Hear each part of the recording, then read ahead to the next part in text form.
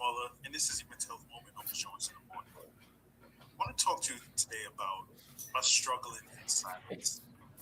Not because we don't want the help, we weren't taught how to ask for it. It's a process that people are struggling to work. Silence isn't a strength, it's often survival. But mental health is for everyone. And learning how to check in with ourselves and with each other is the first step.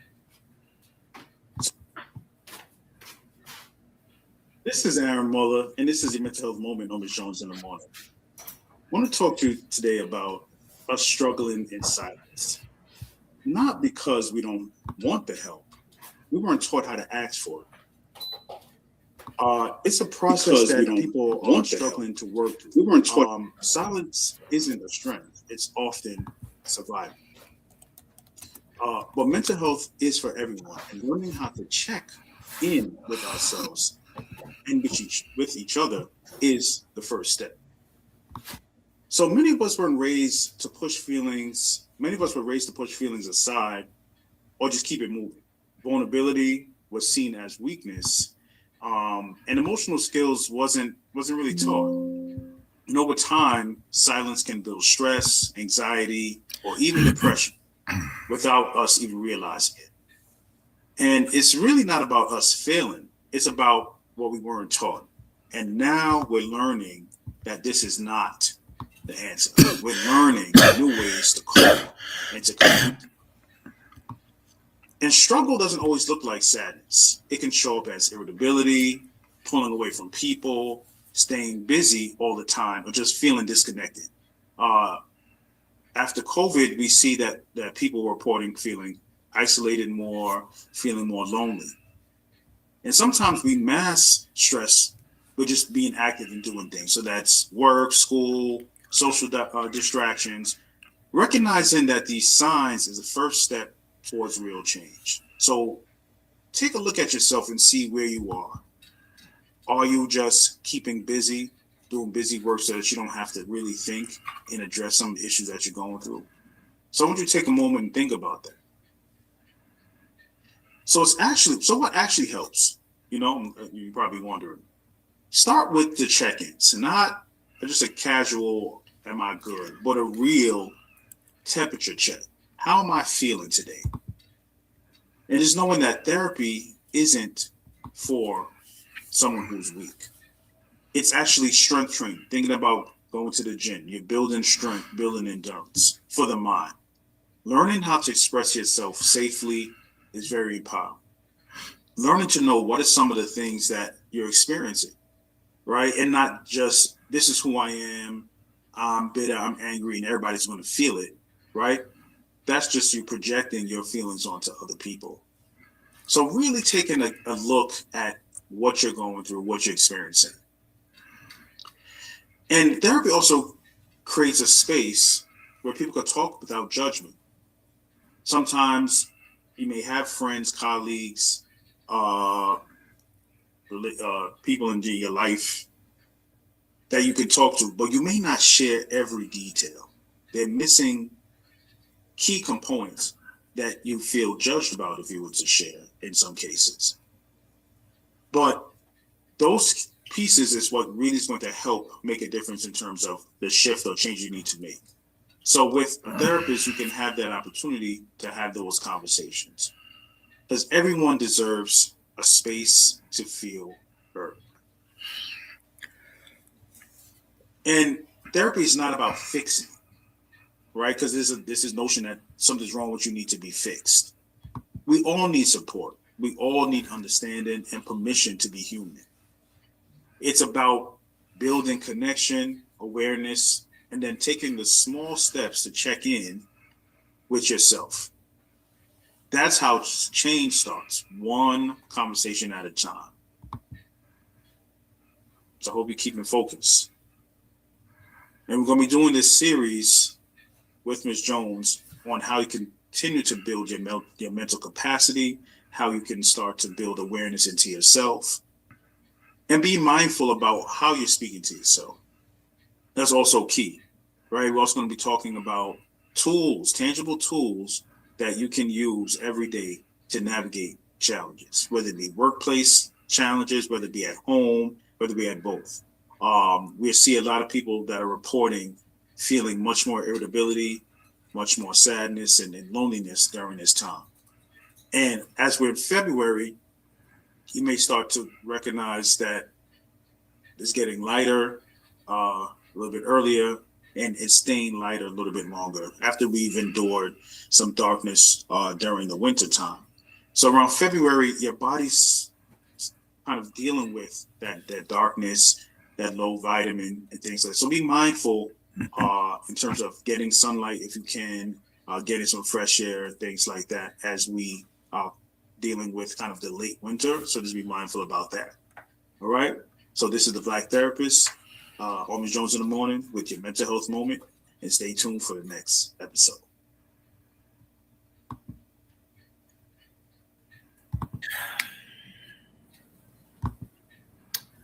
Okay. All right. Good morning. Happy Super Bowl Monday. I was looking at a video of a group of Black boys in, sorry, I can't get the camera centered today. I took the Christmas tree down. And now I can't get the thing centered. But anyway, be pulled over and the cop is on camera, on the boy's camera in his car, which is why I make sure I have a dash cam in my kid's car saying, I will effing kill you. This is just insane. Like, how you just get to roll up the people. And I'm sorry to start y'all Monday like this, but this is how they start in mine. So I'm going to show you. There is it.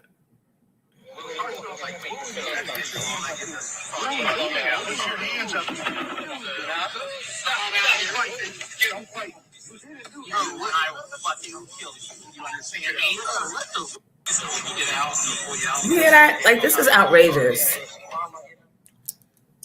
What's the answer? Do we have to start killing them? Do we have to start shooting back? Like, what's the answer for real, for real? Because sometimes people don't get it or believe it can happen to them. I don't care if you got a badge or not until it starts happening to them. Hold on, let me fix my lighting. And then they always lie and say they saw a gun. That's always the excuse. Then by the time you find out that there was no weapon or there was no, what they say, Freddie had, it was all a lie. It's too late. It's too damn late at that point. Starting this shit up at 7 o'clock in the damn morning on a Super Bowl Monday. Pissed already. I wasted my time with that bullshit ass cross-gender good bunny performance. What the hell was that? And I know y'all weren't impressed because I saw everybody on social media when y'all was supposed to be Super Bowl.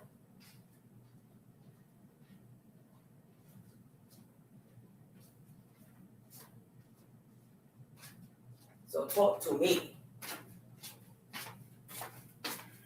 Because I do not understand. Talk to me. I want to put, that banner was down. I bent it all the way down. Wait, let me tell the people on the live to come in.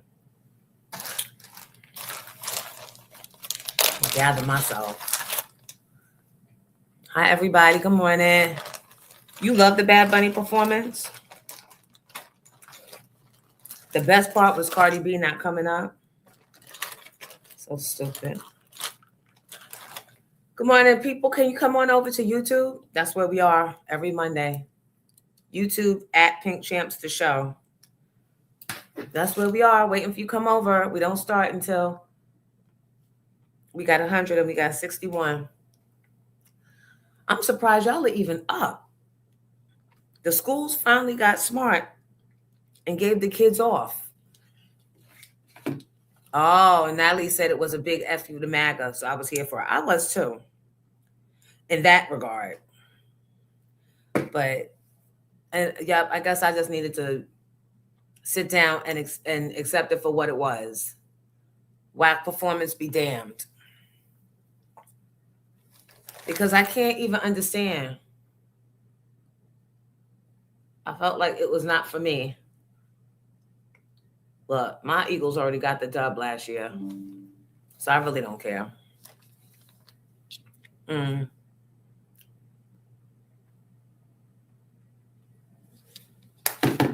I really don't care. We got our dub. I was surprised at how the Patriots, where were they? New York schools are in. Good morning, moderators. Cardi was on stage. Yeah, but she was in the back. Unless she came out in the end. When I saw her, she was in the back in front of that storefront. Whatever that was supposed to be. Okay, JMC. Okay. All right. Go ahead and 10 toes down it. I didn't like it. Cardi B should have had a spotlight camera like Serena did last year. What are y'all thoughts? Come bring them over here, please. Come to the hi Kamar. Hi Kid Dynamite. Can y'all come over to YouTube so we can start the show? It's at Pink Champs the show. I don't know what this wig is doing, child. Be glad I'm here. At Pink Champs the show on YouTube. Hi, Mr. Glass. Good morning. What up, Sean Harvey? Got your message yesterday. We're good. Stephanie K is the headliner. So it doesn't matter. We're talking about next Thursday, the 19th. I'm back at it at Comedy in Harlem. Show starts at 8. We can put the flyer up to show you guys what I'm talking about. But you guys got to come over to YouTube to see it. Pink Champs Comedy Night. Because we've been inside. It's time to come out. Let's come out and come back in. So we have comedian Isaiah Kelly. My favorite Latina sensation, Soph's Dope. Sean Harvey and I are hosting. Onika and Stephanie K. That's a great lineup. More than you've had before. So if you'd like tickets, you can cash at me $30 at Miss Jones Hot 97 and my SS Jones Hot 97. Or you can do it the old school way and go to comedyharlem.com. To get your tickets, please, and come support. Come on over to the YouTube page, y'all. Come on over at Pink Champs the show, at Pink Champs the show, at Pink Champs the show. All right, I got to get the show started. Because I'm not going to be doing that shit every day. I'm just not.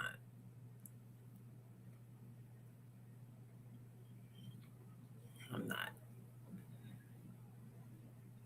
Oh, Rel, the singer Rel, liked my post with Mandami. Hey, Rel, hey. It's been a while. You know what? I wonder if I could get it up.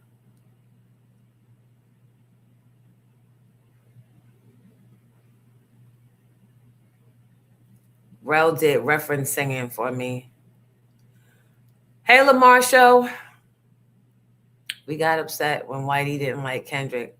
Now we making the same comments about a performance we monolingual folks didn't understand. I know, I'm so stupid. But guess what? We're not gonna, the difference is white folks didn't like Kendrick. It's not because they couldn't understand it. It's just because they're so used to always being preferenced and getting there at the Oscars. It's all about them. That's what that was. This performance, I just would have liked to have like a little English, just a little, or a little subtitle, just a little. Because I want to join in on the anti-MAGA shit too. So mine doesn't come from the place of how dare they not speak the white queen's language. That ain't me at all. I want to be down with the fuck shit. All the way down with the fuck shit. Let me in a little and I'll create my own fuck shit. And y'all can get back to the Spanish shit. But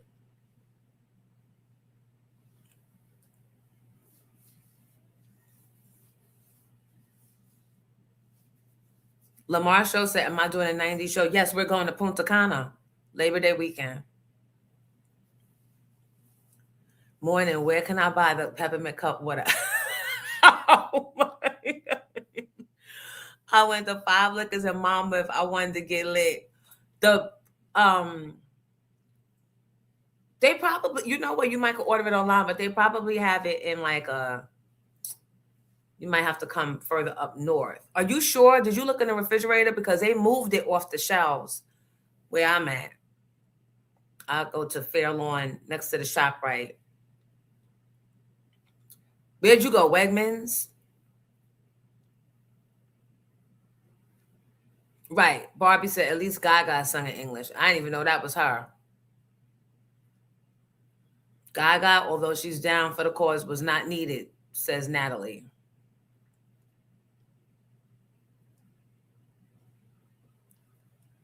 So real quick, Natalie said I had cut water all weekend. We are cutting out. Did y'all see that little that meme? I think that's a meme, or is it just a caricature that this very lovely man, let me get his name, made for me.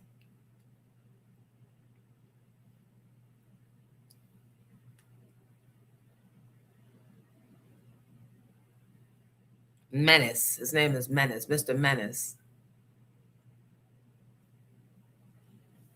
Tanya said she was going to travel. She did not try Wegmans, but will today. And I don't know. We should ask Chat. Let's ask Chat before we go traveling and burn the gas unnecessarily. Hey, y'all need to stop, man. So how about Westmore is the only governor that got excluded from Trump's governor dinner? He didn't want to come any fucking way. You trash. You trash with your Newport smelling migrant cunt wife. He didn't want to come. Next. He's really not going to stop until this time it's not missed. He's really not going to stop until he stopped. But don't nobody want to come. Like, you're a child. You're a child, an uninteresting, predictable fucking child. And you're not even funny. Like, your jokes are like, you got a whole country that is, for the rest of your life, you will be known as the worst president ever. Your whole cabinet and staff are dumb. You can tell they got into the schools they got into based on daddy.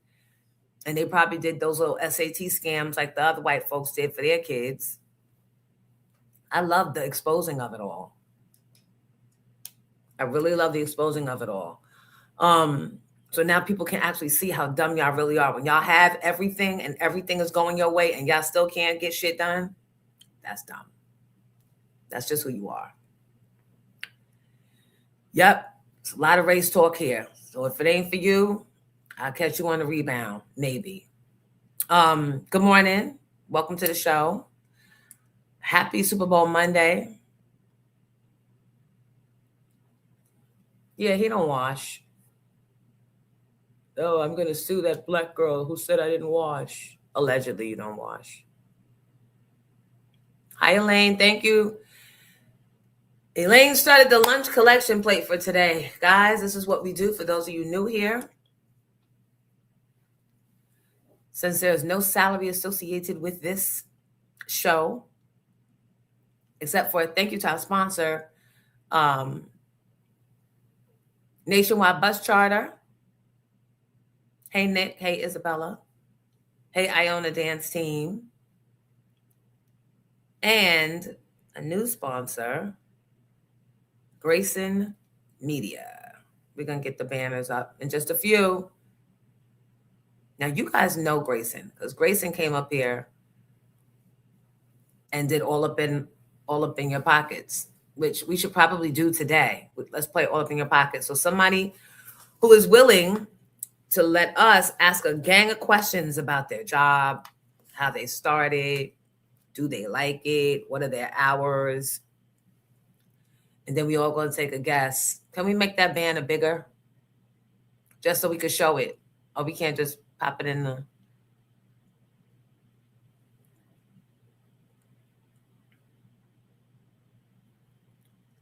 Exactly. Yep. And now she got a whole TV show. She's on Doc. Felicity Huffman did all that scamming and got her dumbass daughter in college. And the daughter knew she wasn't built. Yay, there we go. And he's also going to be featured this week on Local Love, where we celebrate local businesses and make the connection between them, their services and their brand, and the rest of the community. That is so dope. Yay, come on, Grayson.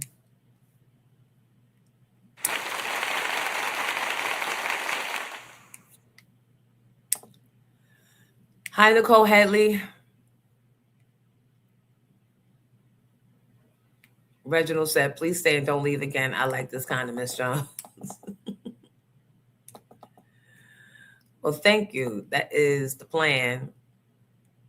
Even when we start filming the TV stuff.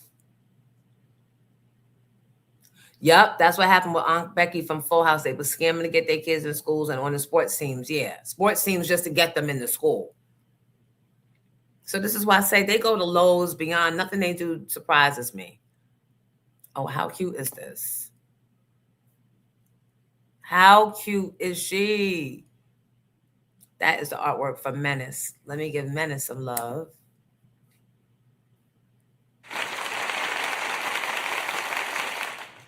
I appreciate you all sharing your time and your lovely creative ideas and your spirits of funness with me.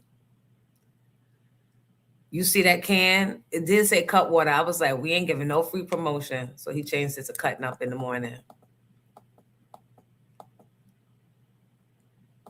Thank you, Ty Ty. So, Kim from Harlem, my moderator. I was gonna text you yesterday, and I said no. There's somebody I need you to unfollow on IG because we're not supporting that nonsense. We're not supporting thievery. We're not supporting people that steal clients and opportunity, and we're not supporting that. And I know you in your 50s and telling people who they could be friends with, yup, and shouldn't have to. Ooh, Estee show give me a whole $4.99 for cheese on my Whopper.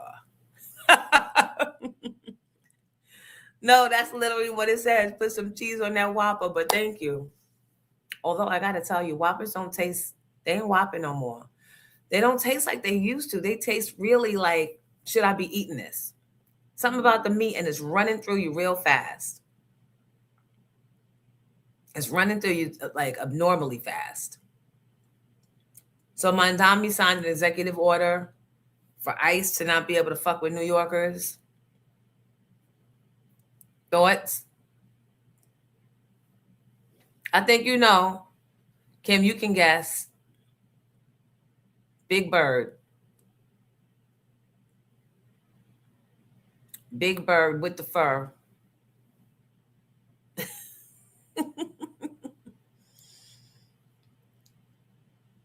Oh, that I might need to take a trip to Plainfield. Yeah, Tosh, I don't even think that you follow this person, but thank you for the loyalty. The Impossible, I will be whopping all day if I could. But the one in Patterson off of, I think it's 21, trash. And they don't be wanting to give you extra sauce. Like you literally have to stand and threaten not to leave the driveway and hold the line up.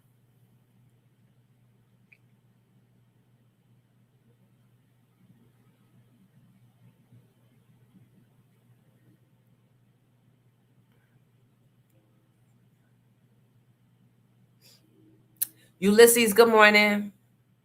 I think I need you to unfollow too.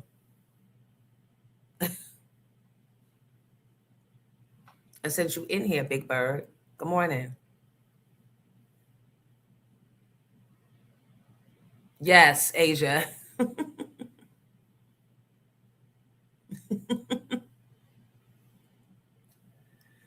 come on in, everybody, so we can really, really get started. Let me get my act together. Yeah. Because I have to build my show out, my whole week out after every day's episode, because the show is picking up steam and the guests are popping through and wanting to come on. And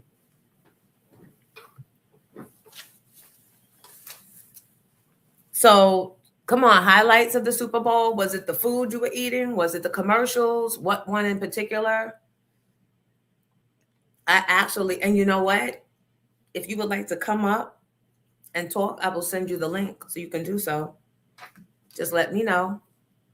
Because I'm like, why not? But you would have to be okay with putting your email.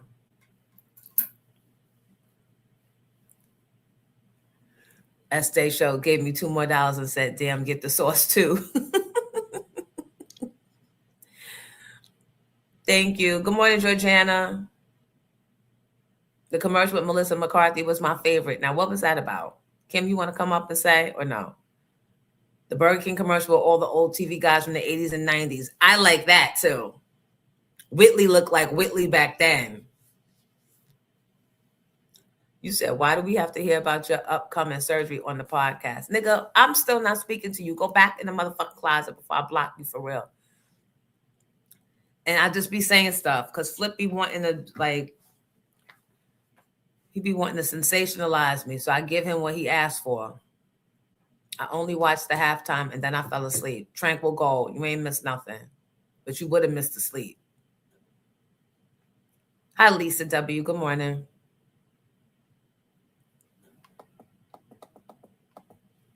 The Dunkin' Donuts commercial, you got me thinking about Burger King. Wait, that was Dunkin'? With Whitley? They look good, though. They look better there than in person. She was running for that cigarette break. She came up twice. She was running. You know how you have the cigarette in your hand? Because somehow having it in your hand make you think you're closer to getting that inhale, I guess. And Wayne kept on saying, no, thank you, Georgiana, for the lunch. No, we need you to do drops. No, we need you to do this. No, she was like,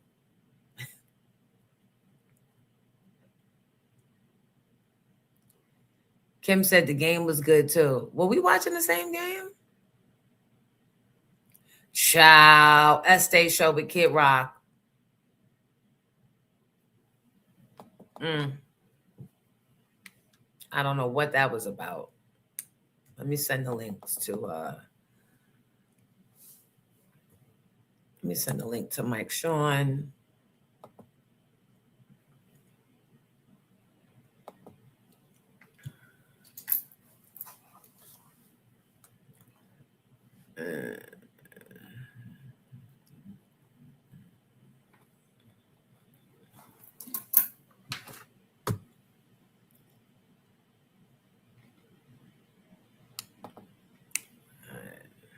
Good morning, Kathleen.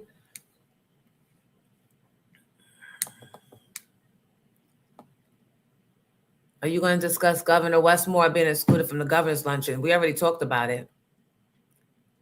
That's the first thing I think I talked about. Thank you, Seneca E. Seneca E is giving y'all a promo code for free Dunkin' Donuts. Is that just today? Yeah, we had 100, so we can officially start the show. So right now, wait, let me send this link out. Hold on.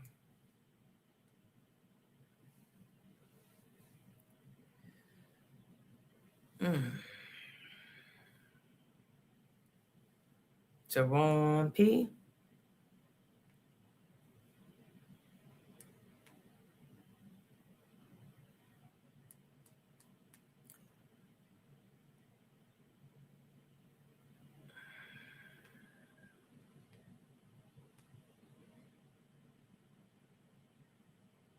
It is.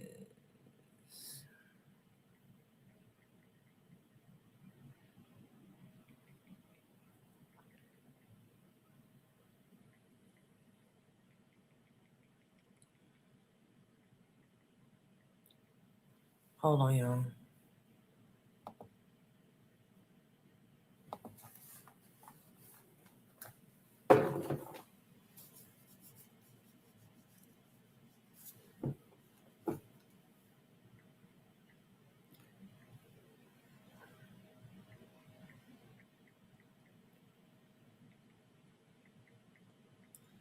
These fat fingers, I almost put SteamYard. And in the meantime, and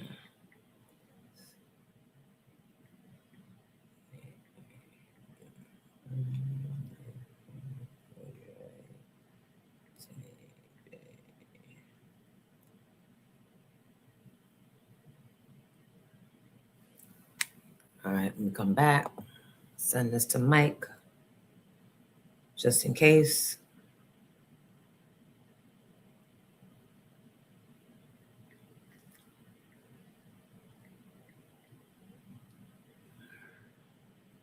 Because I'd love to hear his take on the Super Bowl or the performances or the commercials.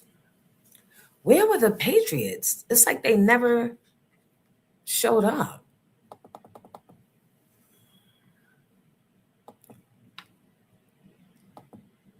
Alana, yep, belt to ass it was. Oh, Kim said they were in there screaming heavy. Free coffee at Dunkin', good until Wednesday. I agree with Kim. They sure did last night, the Seattle Seahawks. Okay. Hi, Brown Karma. Hey, Erica. Cardi B's man arrived looking like a baddie. Yeah, but he allegedly likes men based on those text message exchanges. Like, how do you get beyond that? How do you get beyond that? And isn't there a chick pregnant with his twins? Like, I can't. I don't know if I should be upset that I'm built that way or mad that I'm not built the other way, because I can't look beyond the obvious. And we all just can't be having babies with the same, like,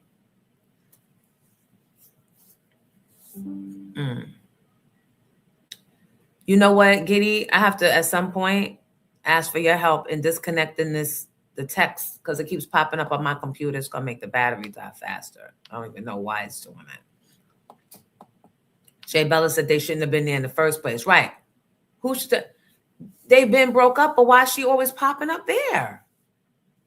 You have to know. Come on. Why was she there? When she's done, she don't show up and let her celebrity be. Why is she there? That's that breakup but still together shit. They not together, but why is she still there? Why? Why? If I'm not, listen, that's the last place I want to be. She was not, all right, y'all want to believe she was, okay. All right. Cardi was, she was only there for the halftime show. Okay.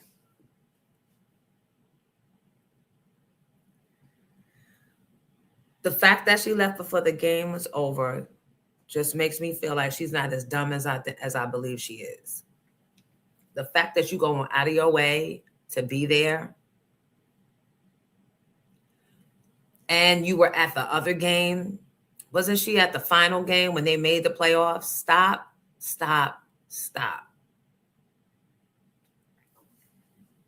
Right, Estee Show, this part. Because a good friend would have knocked you down a nice flight of steps.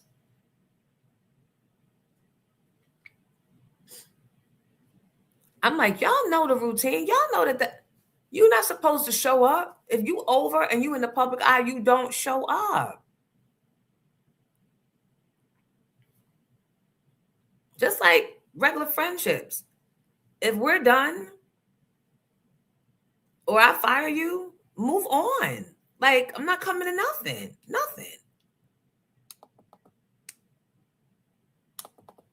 Especially because you probably violated, because that's usually all it takes for me to cut off.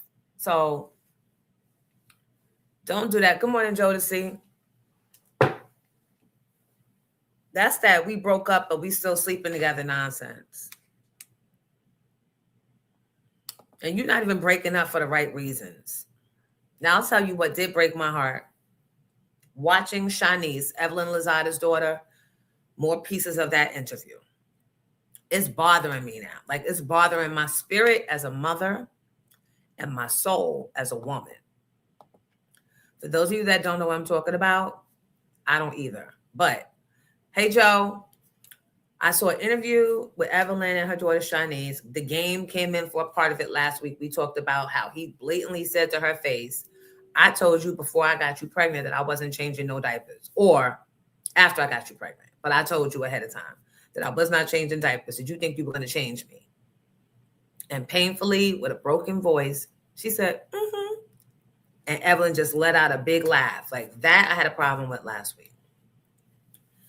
Then this week, I see the clip where Shanice is saying how she sees at birthday parties, the kids' birthday parties, she sees parents there and not just showing up to cut the cake, but that are actually married still together, doing familial things. And she said, I wish sometimes when I'm in the grocery store and I have to do everything and grab everything on my own and have the baby here and doing this that I had that too. And my heart broke. And goofy ass Evelyn is in the back being everything but supportive. So I feel like the mother's the problem. Shanice never had a chance. Make sure you like as you're coming in, please. And thank you for being here. And happy Superbowl Monday. Hey. Good morning, Zach Mack. Cardi B has to be at the game so she can maintain her celebrity name and status. I disagree. You ain't got to be at the opening of every envelope. You're Cardi B, for Christ's sake. Sit down. And especially when your ex is there. Sit down. Looks crazy. Looks beneath her. Lisa says Shanice seems like she's a little slow. That's why Evelyn, Check for Life Evelyn, is supposed to speed her up and bring her into the right instead of serving her up for the highest bidder. No, I didn't see Coco sing Lift Every Voice, but I missed the very beginning. I wasn't even going to watch it. I don't even know how many minutes it was when Shay was like, what are you doing? Turn it on. For what? Big Shirley. Now that I'll sign up for. More hood niggas. Hey, Sheila. Good morning. That's Aunt Cook with a K. Oh, look what I came across, guys. I put the tree up yesterday and came across some more sizes. So I have the white Pink Champs tee in 2X. I have XL. I had XL before. I have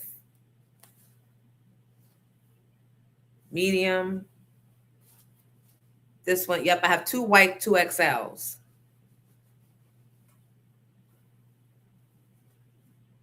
Yeah, and the medium. So that's the new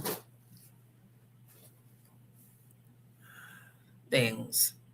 Was Cardi in one of those scenes on the halftime show? I think that was her in front of the like the bodega kind of thing. She said, that's what I saw. Ann said, I saw that interview with Evelyn, her daughter. She had a nay way too young and she seems very immature, but about all people, why the game? Oh, she had a baby way too young. And she seems very immature, but by all people, why the game? The boy is good, though. Best of luck, I guess.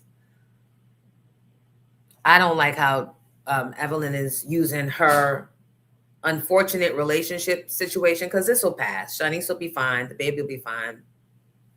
God always protects fools and children. So they're doubly covered. But it's just uncomfortable. Like, for the sake of what? For you having a podcast? You making your daughter's material be the coffee conversation? I didn't like that. And she keeps giggling and laughing out loud at her own daughter's pain. Did y'all see the video of the little baby? Maybe, I don't know, maybe a year, maybe younger, and the grandmother shaved off the baby's head. The daughter left the baby there with little barrettes all over. And the grandmother then shaved it off with a straight razor. Who does that? Or was that AI? Never know nowadays. It's happening somewhere in real non-AI. But that one might have been AI. But did you see that? And then it reminded me, because people were going off in the comments talking about how they would have been in jail for fucking up their mother.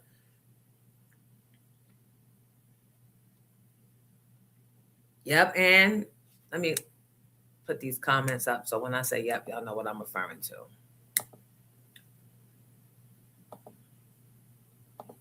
So the question is, and I'll bring you up if you'd like to answer. Have you ever had to confront your parent for doing something out of turn with your kids by you leaving them there? And if so, how did that go?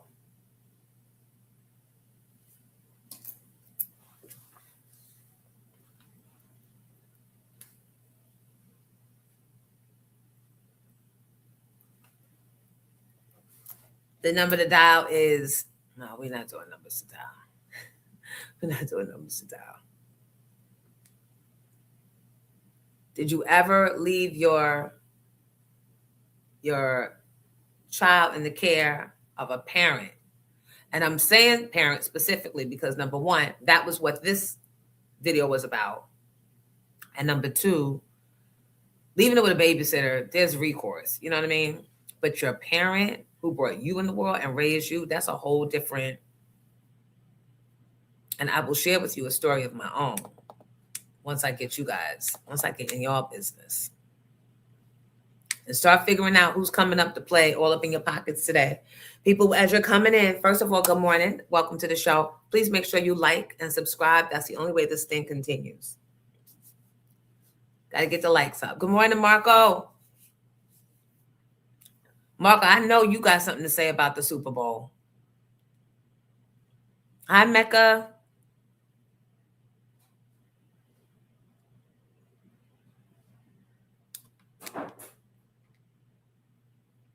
Hi, Nikki B. Turkey, bacon, egg, and cheese on a roll.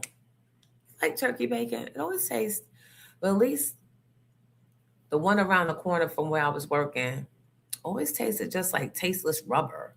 And I was like, what's the purpose? If I can't get a good old clogged artery on my way to work, what's the point? Principal Latimer. Marco, Ebony trying to tell you to get back to work. Principal Latimer, are you in school on today for you? Or are you closed? And where's my Pepper? Where is Madam Pepper C?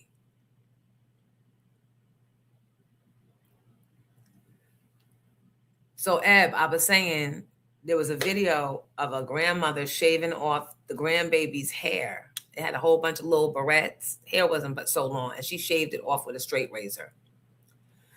But then I said it could be AI, because who's the cameraman that didn't stop this egregious behavior? Right?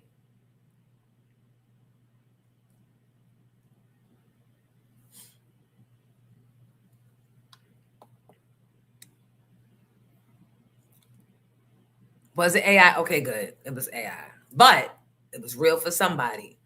My mother left me with my grandmother once and came back and she had chopped all my hair off. And my mother liked it. I remember that. And I was maybe only, well, I was home, which means I couldn't have been registered for school yet.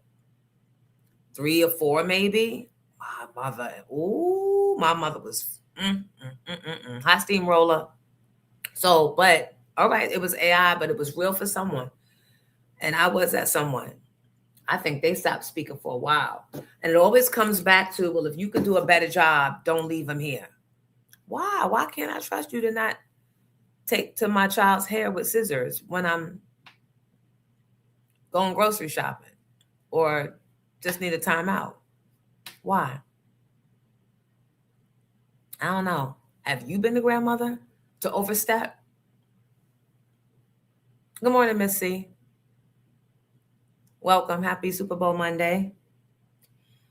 Condolences to the Williams family. Their father, the patriarch, passed away at 94, and little John's son also was found dead. We talked about that last week.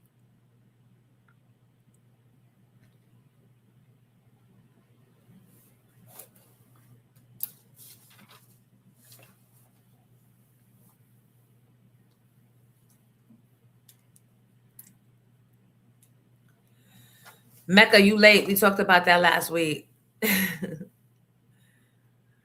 Mecca said, talk about how Glorilla's sister said Glorilla's obligated to take care of her entire family. We talked about that last week. Had video and the whole thing. All right, Kim, do I have your email? Text me your email. Soul Cakes, good morning.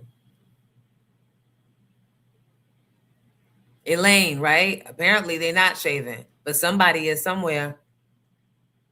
No, it's all good, Mecca. I'm just telling you. I don't want it to be seen that like I'm not up to speed. We've been hitting them topics, right, Giddy? We've been getting through the foolishness. So, update on Guthrie's mom. They just, the detectives went into the sister's house. The sister lived 4 miles away from the main house. So they just went in with briefcases and white gloves and searched around there for clues, hints. Thank you, Giddy. Good morning, Nandy. Nandy says she minds her manners when it comes to her grandchildren. She's not their mother, so she stays in her lane for the most part. Bless your heart. I want the child either better, in my opinion, better, not your opinion, better than they were in when I dropped them, which means cleaner, more well-fed, maybe hair done, but not removed. And all colds or sicknesses. Oh, well, let me see, because my mom was dead by the time I had my kids, but my mother-in-law was around. Was it ever? Ugh. Sean's mother. And Jalen loves her down. Bless her heart. She meant well. But one time I came to get, because she would take both kids. Because she was like, that's not fair that. First of all, she would say, what's the sense of a break if you still got to take care of one? They're brothers. I don't care if they're not by the same man. And a break ain't a break. And why should the kids be separated from each other just because, right? Which I love her for that. But I came back and Che had all these bites. I don't know if they were flea bites to this day. I was mortified. So I don't know if that was from a mattress or because she had a lot of dogs. I know. Kimco, hold on a second. Good morning. Hey, happy Monday, Josie. Happy Monday, Josie. Happy Monday. Yes. So wait, Okay. So which question? Because I was talking about a bunch of stuff. So the question about like when you leave your kids with like the parents, Oh, right, and something happened, you kids with the grandparents. But so that's happened like inadvertently to me, where like so my 12-year-old is out. So I'm sorry, I'm out and about. But so my 12-year-old, I left her with my husband's mother, and she went and put extensions in her hair. And I'm just like, and I know that I told my husband, like, I don't like things that we haven't done with them yet, or we've discussed this with your mom. So it was very awkward because I let her know, like, please don't do anything to her hair or don't do anything we wouldn't do. But it kind of went on deaf ears because my husband didn't enforce it. So I'm like, if it was my mother, my father, my mother, she passed away, but if it was my father, he would have taken a hit. But he doesn't enforce it. He's like, no, whatever they do, I'm just gonna go with because they raised me and I turned out okay. It's like, but that's crazy. Because you didn't have extensions in your hair, nigga. Right. So how did you get past that with him? Did you stop letting the kids go over there? Did you overstep him and say something to his mother, or what happened? I mean, I did, and But it also seems like whenever there's a conflict between myself and her, she kind of ignores it, and it's annoying to me. But again, I'm the type of person, I don't want to infringe on the relationship that she's gonna have with her grandkids. But it's uncomfortable. It is a very very uncomfortable thing to handle. And I try to tell my husband let your mom know we don't do that. Yeah, but you got to be careful because you don't want that to be the thing with you and him. So it's yeah. I don't envy y'all married folks. I don't envy y'all married folks. It's one of the most difficult things to navigate, to be sure, for sure, because even, I mean, it kind of extends to the family as well, like especially when it comes to hair, because our thing is, I want them to get used to their natural hair, and then play with it and do. But a grown up would be like, no, your hair looks funky. Let me do something to it. No, hair is personal and sometimes considered spiritual. So I think, right. You know what I mean? It's not like somebody just washing your hair. Right. And when they're younger, you're doing certain manipulations to the hair. You don't know what kind of damage you're doing. Potentially. That part. Yeah. So I just wanted to touch for that. Did you like the Super Bowl performance while I got you up here?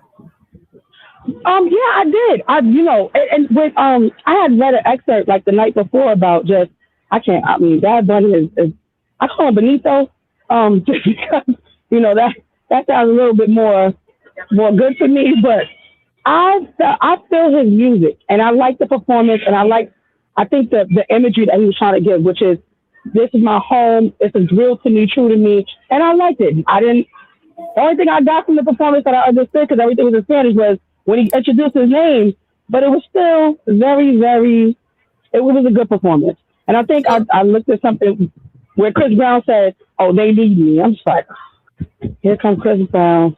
Yeah, no, we don't. YouTube, yeah. I will say this about the Bunny performance. It was very true to what they promised. Precisely. And I'm mature enough to sit back and say it might be some words I don't understand, but as an adult, I get why this was needed, and it wasn't intolerable. I just felt a little left out because I like to get into fuck shit and make people mad too. Like, I'm a rebel with a cause, but I couldn't get in because I don't know what you're saying. Right. So I had to create my own brand of chaos in the house last night. But all right, Kim from Harlem, thank you so much. Okay, you guys. I'm gonna outside. See you guys later. All right, bye. Anybody else would like to come up and make a comment throughout the show? Just let us know, because we are able to send you the link, and you guys have your moment on the stage. That's what it's called, on stage. She said she said, I remember grandma saying, don't let a pregnant woman do your hair. So hair is taken seriously in some cultures. Yup. Right. Georgiana said, Kim, where's your hat? You worse than the daggone kids. She didn't say that part. That was me. Baby. What was the word for how cold and how whipping the wind was this weekend? Who was out? Who had to be out? And who was out because you're trying to be cute?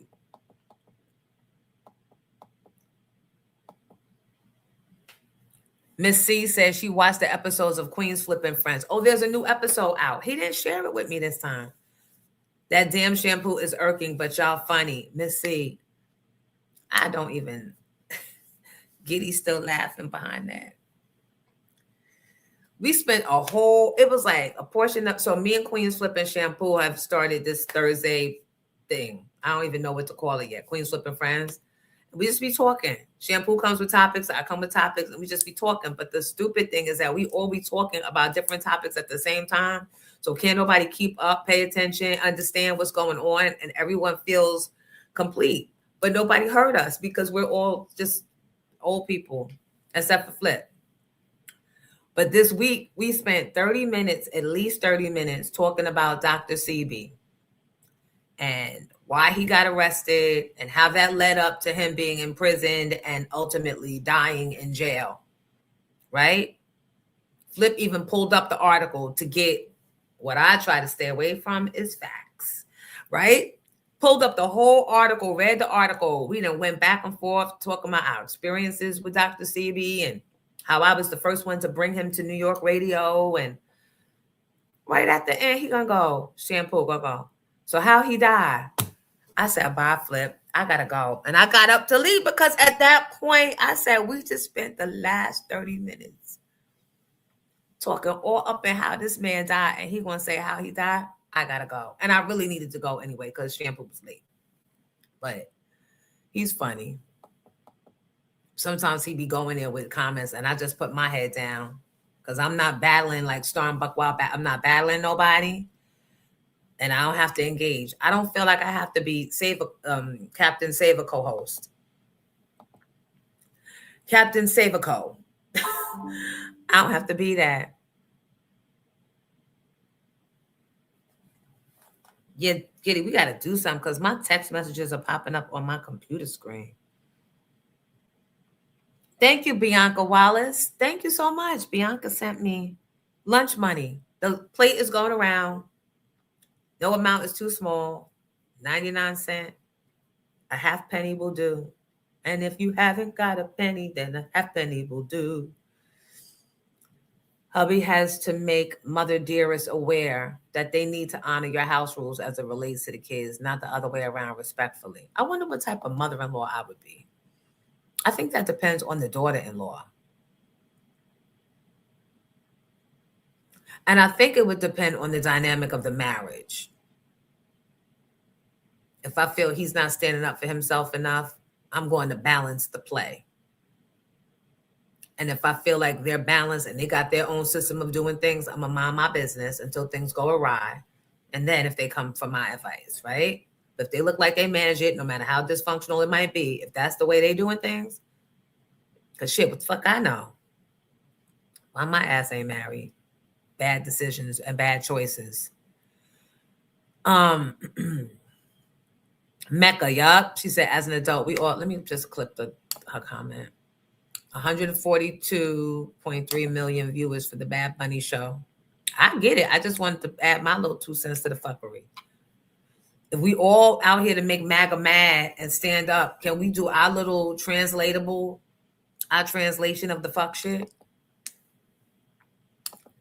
Kim, they want you to stay warm, Kim. I got to go out there today. You know why? The other banner is done. And I got to pick it up. And it was done yesterday. No, it was done Saturday, actually. And I was like, and it'll stay done.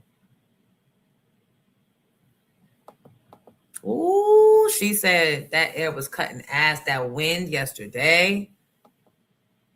And this is a different type of cold. I don't remember New York ever being this cold consistently.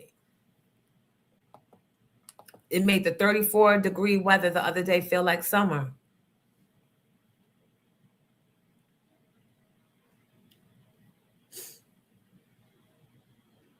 Mecca want to know, do we want to see a glimpse behind the scenes? Child, if you want to come up and talk, you can come up and talk. Big Rolex TV, Flip is a handful. Yes. Let me know if y'all want to see behind the scenes here in the set of the shows, Jonesy. Yep, we want to see. But you got to send us your email. Elena's in North Carolina. Came down to 10 miles.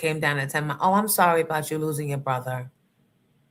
56 degrees, but no wind chill. Okay.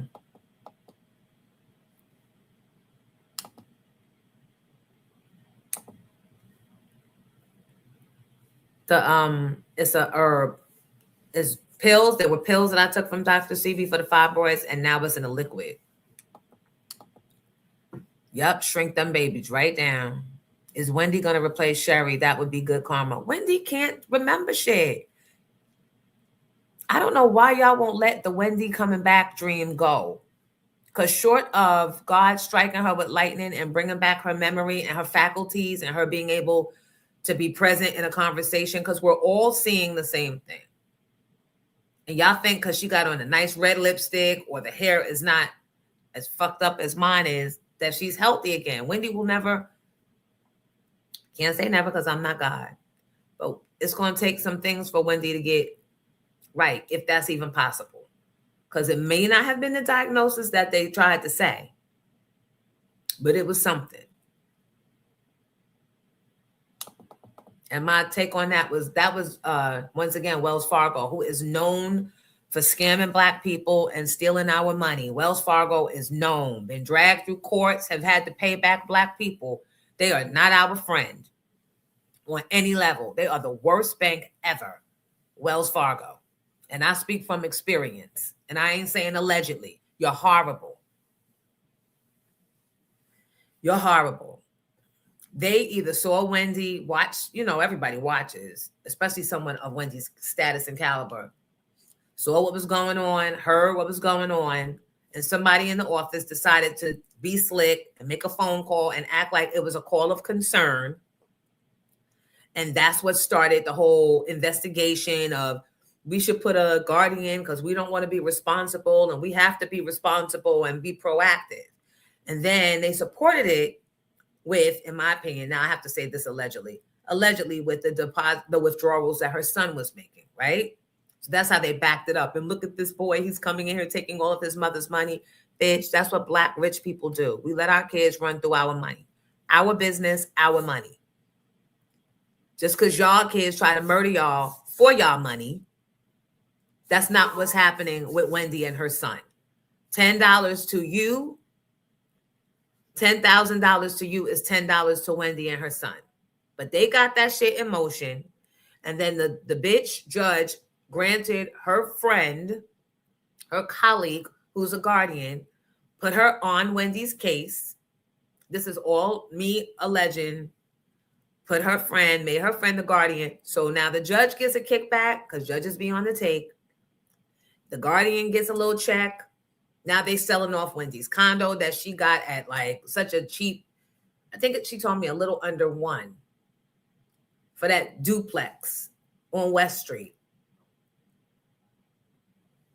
Selling off her shit. And then how many years later? Oh, it's a miracle. It was a misdiagnosis.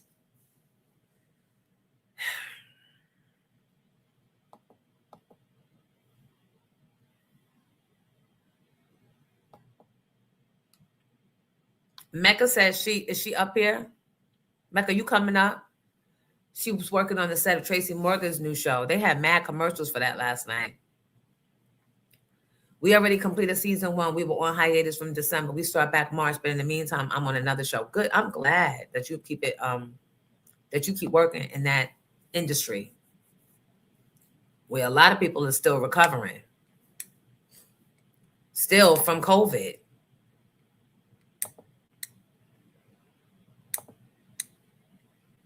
Now, Mecca, you coming up? Before I get into my story, because child lay.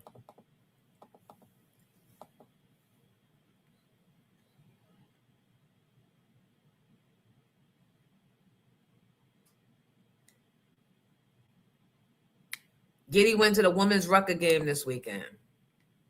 That was inside, though. Jonesy, tell your people to get you guest spot on these new shows. That's not a bad idea. I'm gonna ask you to get me a plug to someone in there. I had to get rid of past people because past people was taking plugs and using them for self. So you don't do that. You don't do that. You don't, even if the client asks you and you bring it to me and I say, I don't mind you doing that, you take care of home first. You don't go and negotiate a deal for yourself and my business is unfinished. And you know I'm the one in transition. Like, how you even look? How do you even feel okay with that? That is what happened. And they can go around and try and remix it and add other shit to the mix. The bottom line is you took a client, negotiated a huge financial come up for yourself. My deal got pushed to the side and you didn't care because all you was caring about is, oh, this bitch ain't working at the block no more. Let me secure my fucking bag. So Won't be giving my peoples no link. So if you have a link or a contact, you can give it to me and I'll take care of that. Can't trust nobody for nothing.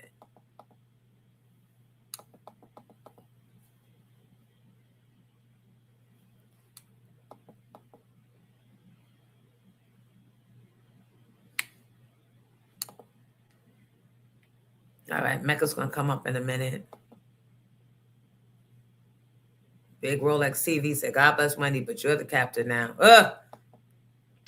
And we do love Wendy, but we just, unintentional. I ain't never going to get into the gossip like that because I don't want to be passing out in Statue of Liberty outfits on TV or any place else. Nor do I need my ankles swelling up anymore. They already look like tree stumps. Thank you.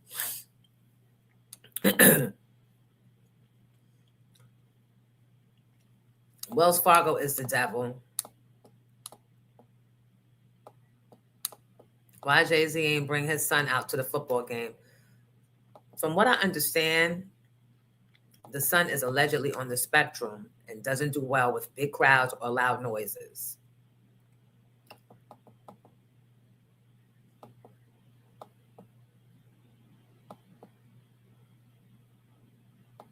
Lucy B, yeah, I was hoping she was faking to keep Kev away from her coins too, but that liquor intake was real.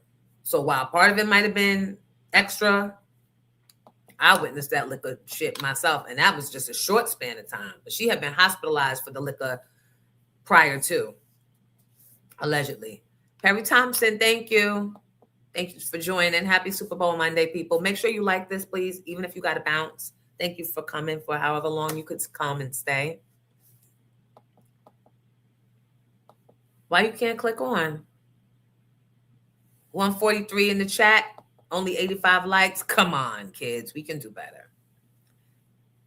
Giddy's going to help you, Mecca. Yeah, the talk show industry, the tide is turning.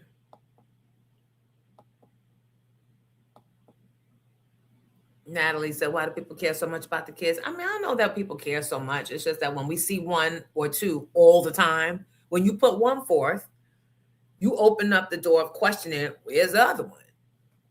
That's it. And nobody wants to say it because, I don't want to, I have no, outside of seeing and hearing, I'm like, the kid deserves privacy because a lot of people are mean. So you don't take those, excuse me, diagnoses and run with them. As we could see, a lot of people don't give a fuck about kids. The government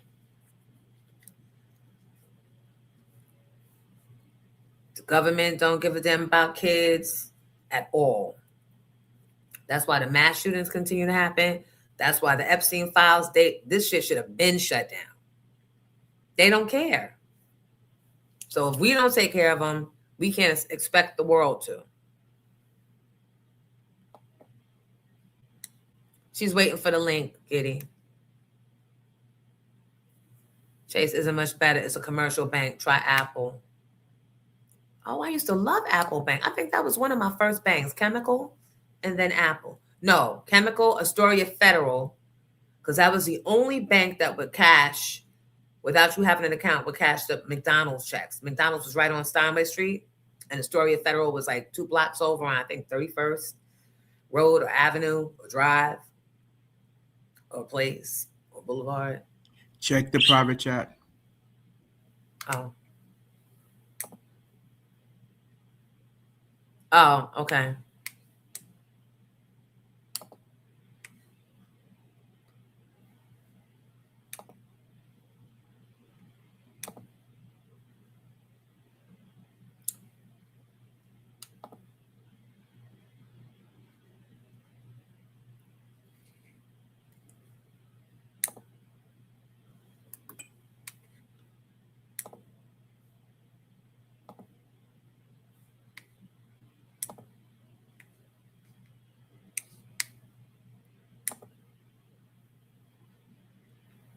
Oh, Barbie, summer love. Now, what had you outside yesterday? Nothing couldn't have got me outside. I can give you a top 10 list of the reasons I would never have gone outside. Or the top 3, only 3 things that could have gotten me outside. If, God forbid, something happened with one of the kids, God forbid, if something happened to the other kid, and God forbid that cat slipped out because he don't know no better. That's it. Even the cut water, DoorDash it in. Speaking of which, I think it's about that time. I'll be back. It's too early for my foolishness. I tried a different one this weekend. The vodka infusion. It tastes like it has like grape soda to it, but the bubbles, I don't like the bubbles, but I'm not too fond of the milkiness either. And the one I really like was just the ginger, the vodka with ginger. They have not had back in a while. Hi, Sherelle. Good morning. Summer love. Holy moly, the bank, Steinway Street, shopping and food.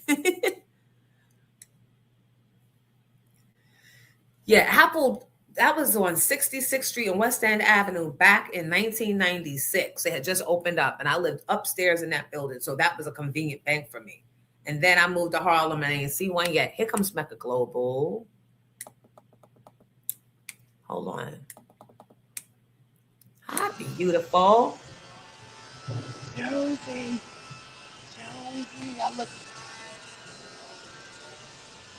I want to turn the camera around. Look.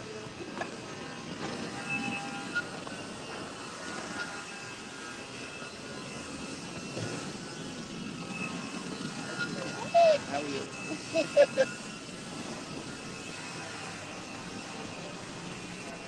You can see it? Y'all in my ears, right? You can see it, Jonesy? Yep. You can hear me, Jonesy? Yep, I can hear you. Hey, how you doing? It's a lot going on over there. That's my boss. Say hi. Say hi, Will. Hi. Say hi to Jonesy. Hello. How are you? You need to get her on here. Tell him Tracy Moore. Is this the Tracy Morgan show? Here, Will. It is.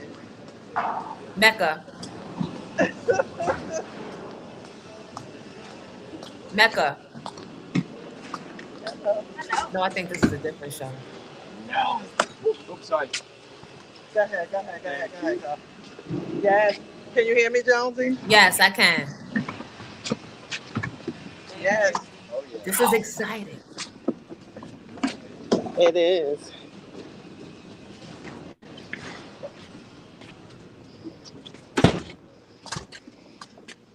Isn't this exciting, guys? What studio they want to know? You said keep it covered, but I don't know how.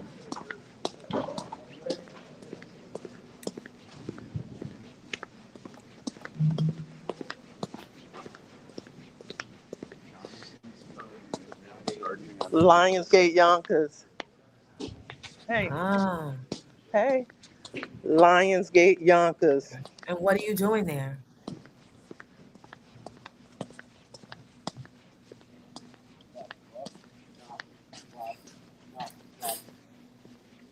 Got another one up there? Or? Yeah. You guys be Production having assistant. interesting lives. I had to come over here and double check. Let me get...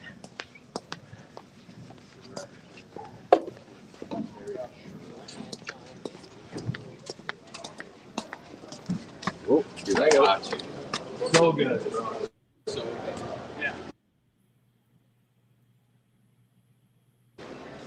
I ain't supposed to be doing this, but this is exclusive for Jonesy. I know.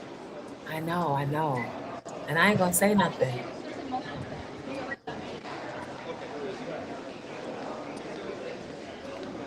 Right? We are VIP. We getting the VIP tour.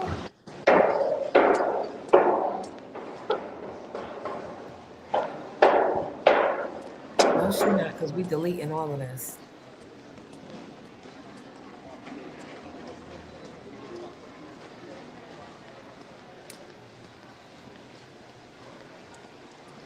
I know Jodeci said, why we all whispering?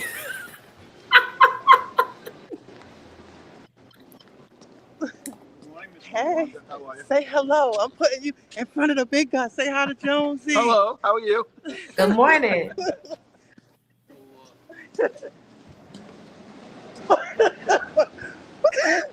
That's a shame. Hang up No, on me, that's Jonesy. I gotta go. Are I you love freezing? you, Jonesy.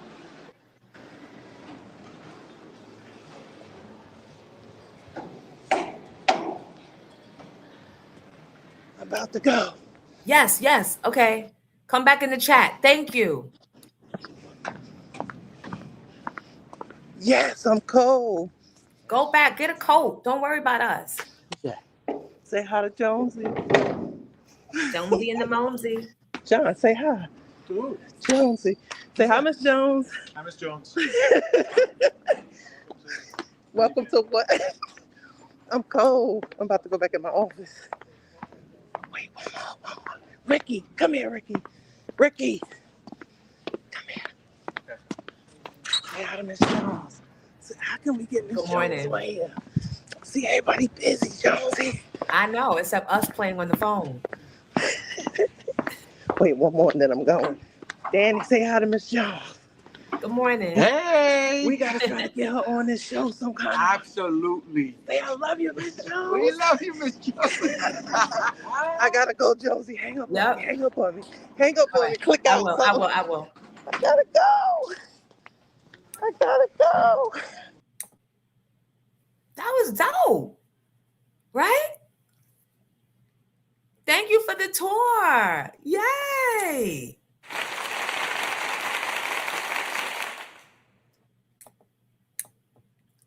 That was dope. Facts. It's okay. The risk will be low because I will be editing that shit out.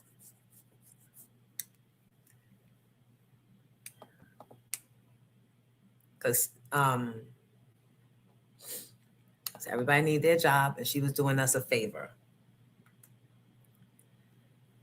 All right. So yeah, we already sent condolences out for whatever it's worth to the Williams family. The father died. He was 94. Right? Eat him up.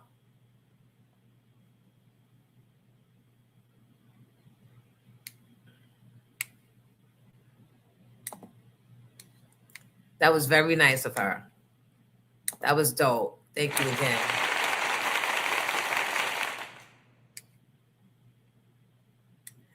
Talking about the game yesterday, and when the Patriots finally woke up, it was too much, too little, too late. Lucy B, I know that's right. Cutwater needs to cut Jonesy a check. And I'm sending all these comments over there. Thank you, Mecca. And now,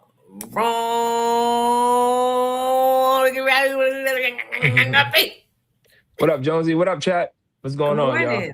Good morning. How y'all feeling? What's What wrong? was that? It was a game. That was a good football game. They didn't even participate. Who didn't participate? Now, y'all stop that. It was The Patriots. a defensive battle. Defense wins championships. It wasn't one of those nail biters and down to the wire games that we are used to by two of the best teams going. But Seattle's defense is tough. We knew that already. That's Seattle's what Chase said. a He said it very was elite defense. So he and said that and Chase said it was tough defense. and in the beginning, New England's defense was tough also. So it didn't get out of hand until like the third quarter. So was it one of the best games? I'm not going to say it was a great game or a good game, but it wasn't the worst in my opinion. I think it just was a defensive battle, and when it's a defensive battle, it's going to be a boring game because we're used to the touchdowns and the long bombs and the scoring and the big runs. That's what we're used to, and that's what's exciting about football, and that's what the NFL wants because that's what sells tickets. We got a little bit of that with the fight with Diggs. Stephon Diggs, yeah. Always bringing the nigga shit. Frustration.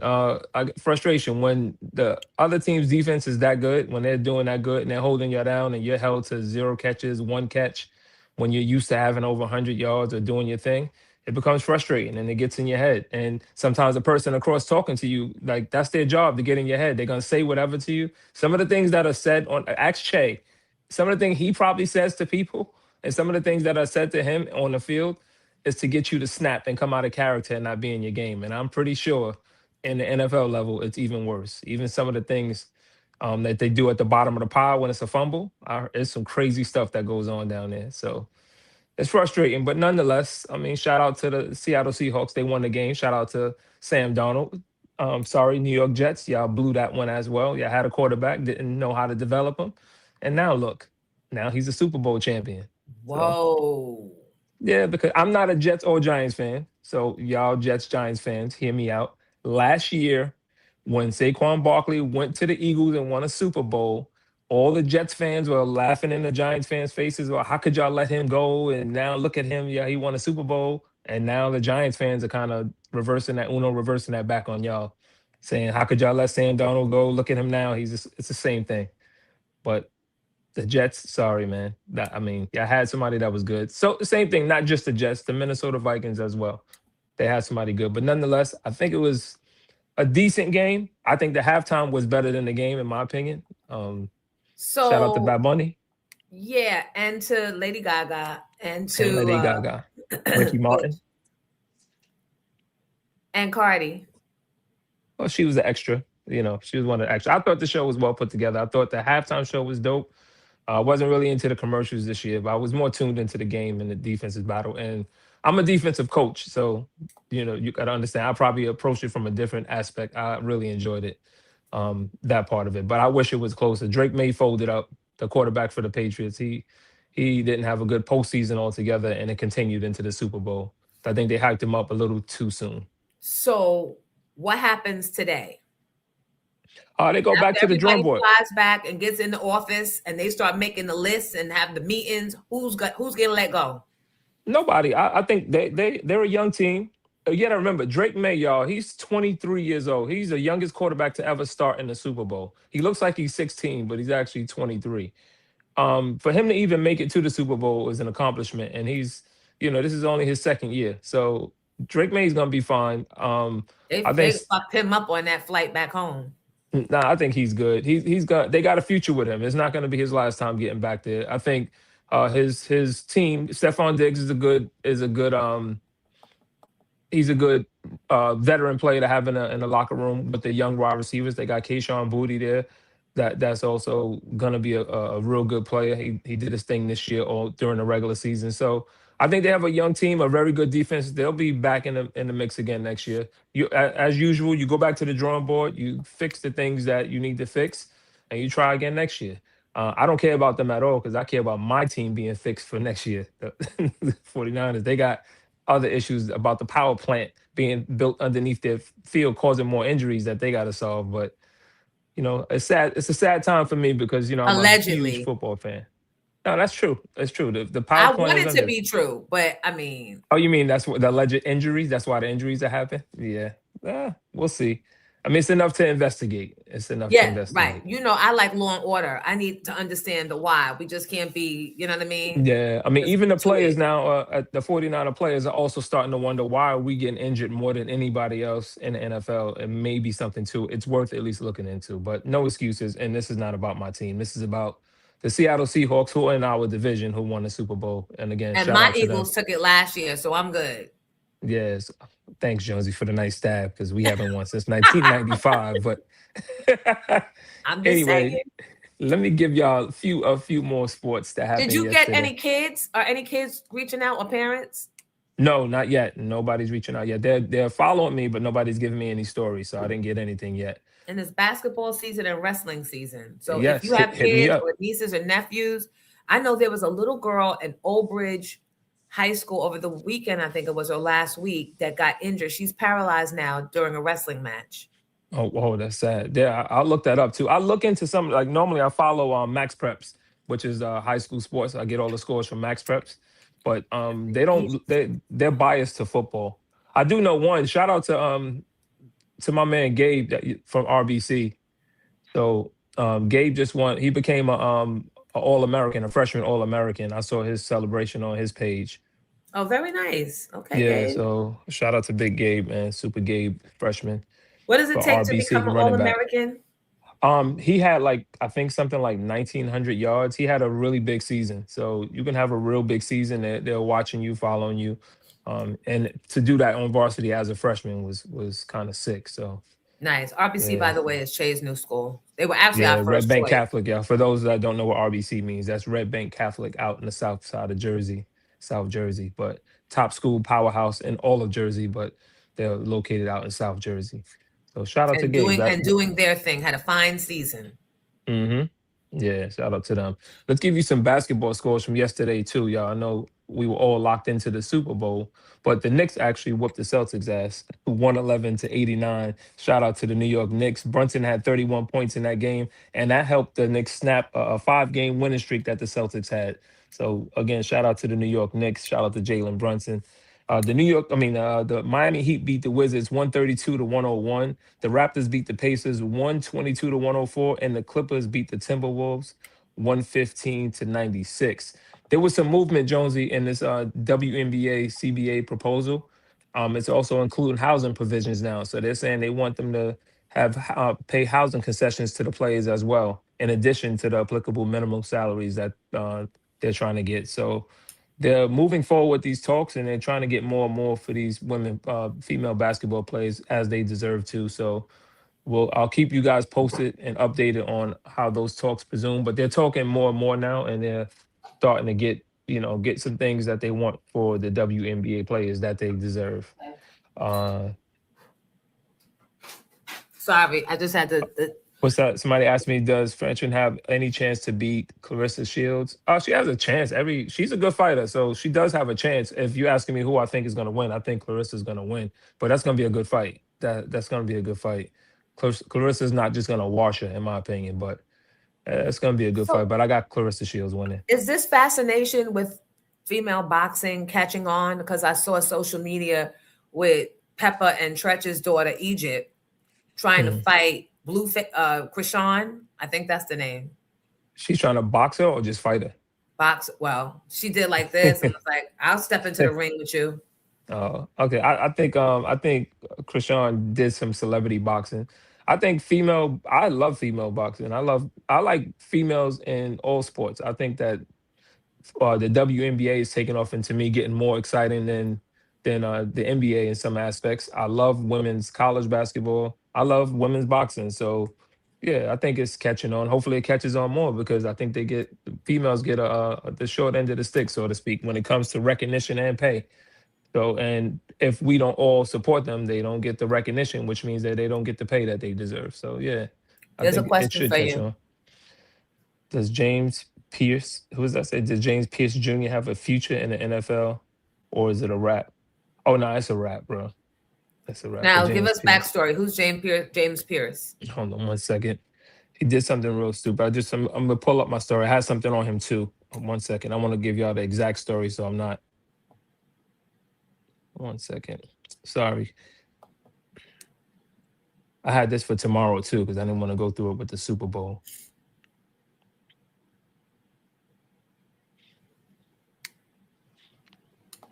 He plays for the Falcons, though. He's a linebacker for the Falcons.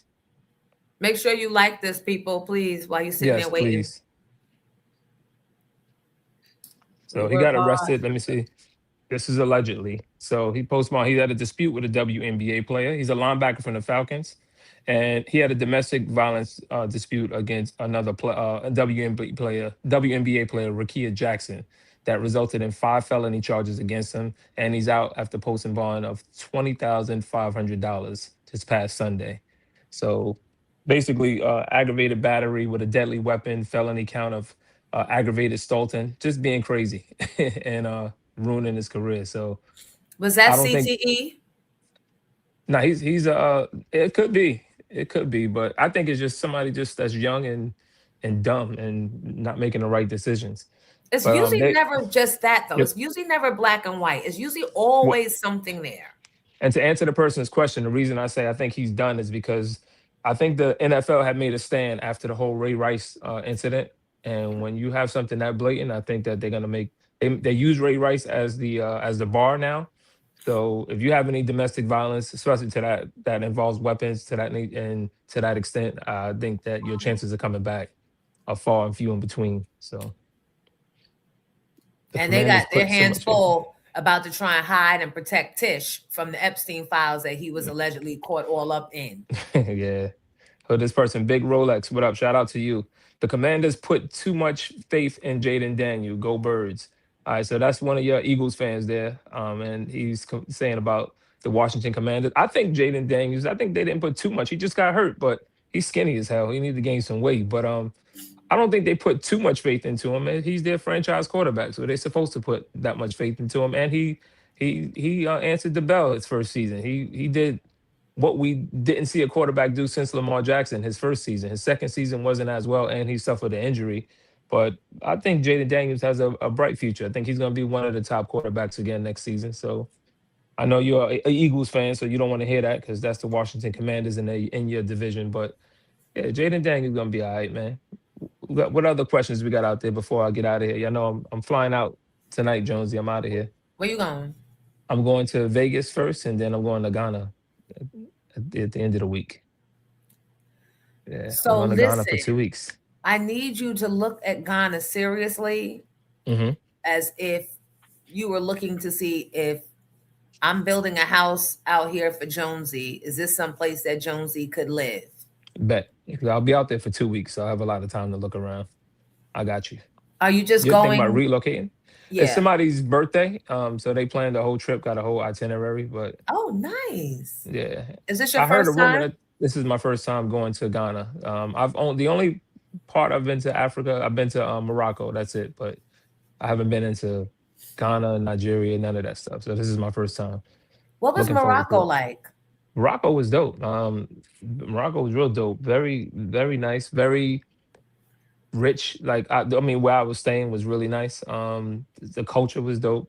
I had only one incident there where I didn't buy something off the street, and the dude was like, "Well, where are you from?" And I said, "I'm from here." He said, "You're lying. We don't have brown Americans here." But you gotta let that go because you're in a whole nother country. Yep, and And you're you just going to outnumbered and you jail. don't know the laws. I just don't want to go to jail in no other country, anywhere, but definitely not in no other country. Yeah, So people have gone for less. yeah. Any other sports questions? We good? Any other sports questions out there? I'll take one or two more. What was number 12? What was the significance of that last night?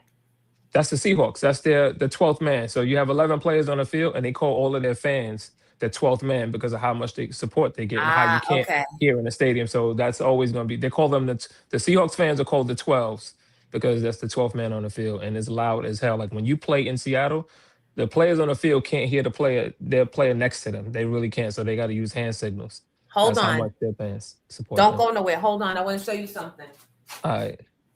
What up, chat? I can't see the comments, so let me see if I can pull them up. No, I can't see your comments.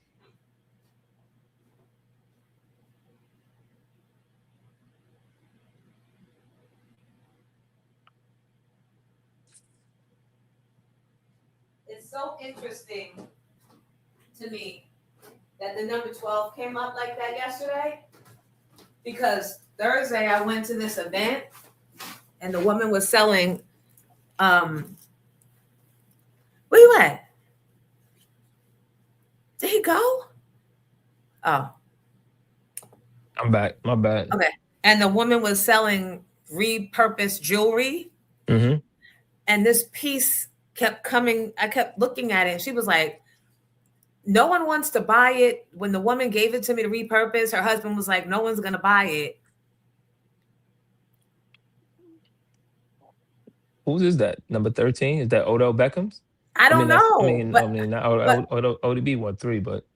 And so when they were talking about 12s, I was like, I just bought this 13 Thursday. I don't know who that can be. That's fire though.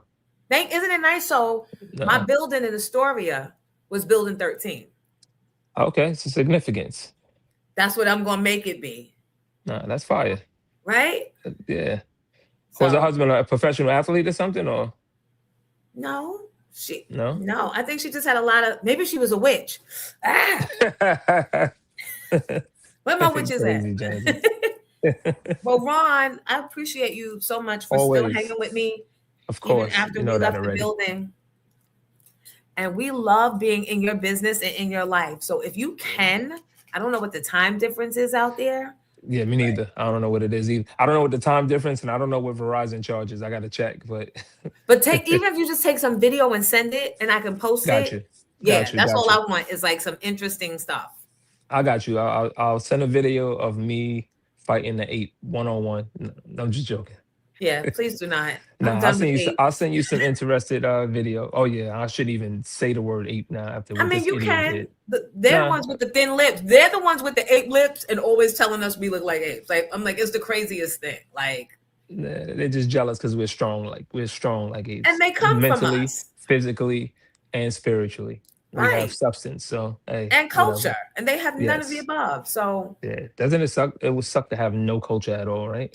and doesn't it suck to not even be able to stand in the sun of which God made And without it sucks. burning? It sucks to not season your food. So Right, it sucks to right. not wash your chicken. No. All right, let me stop. You are stupid. Mike Sean, What up, y'all?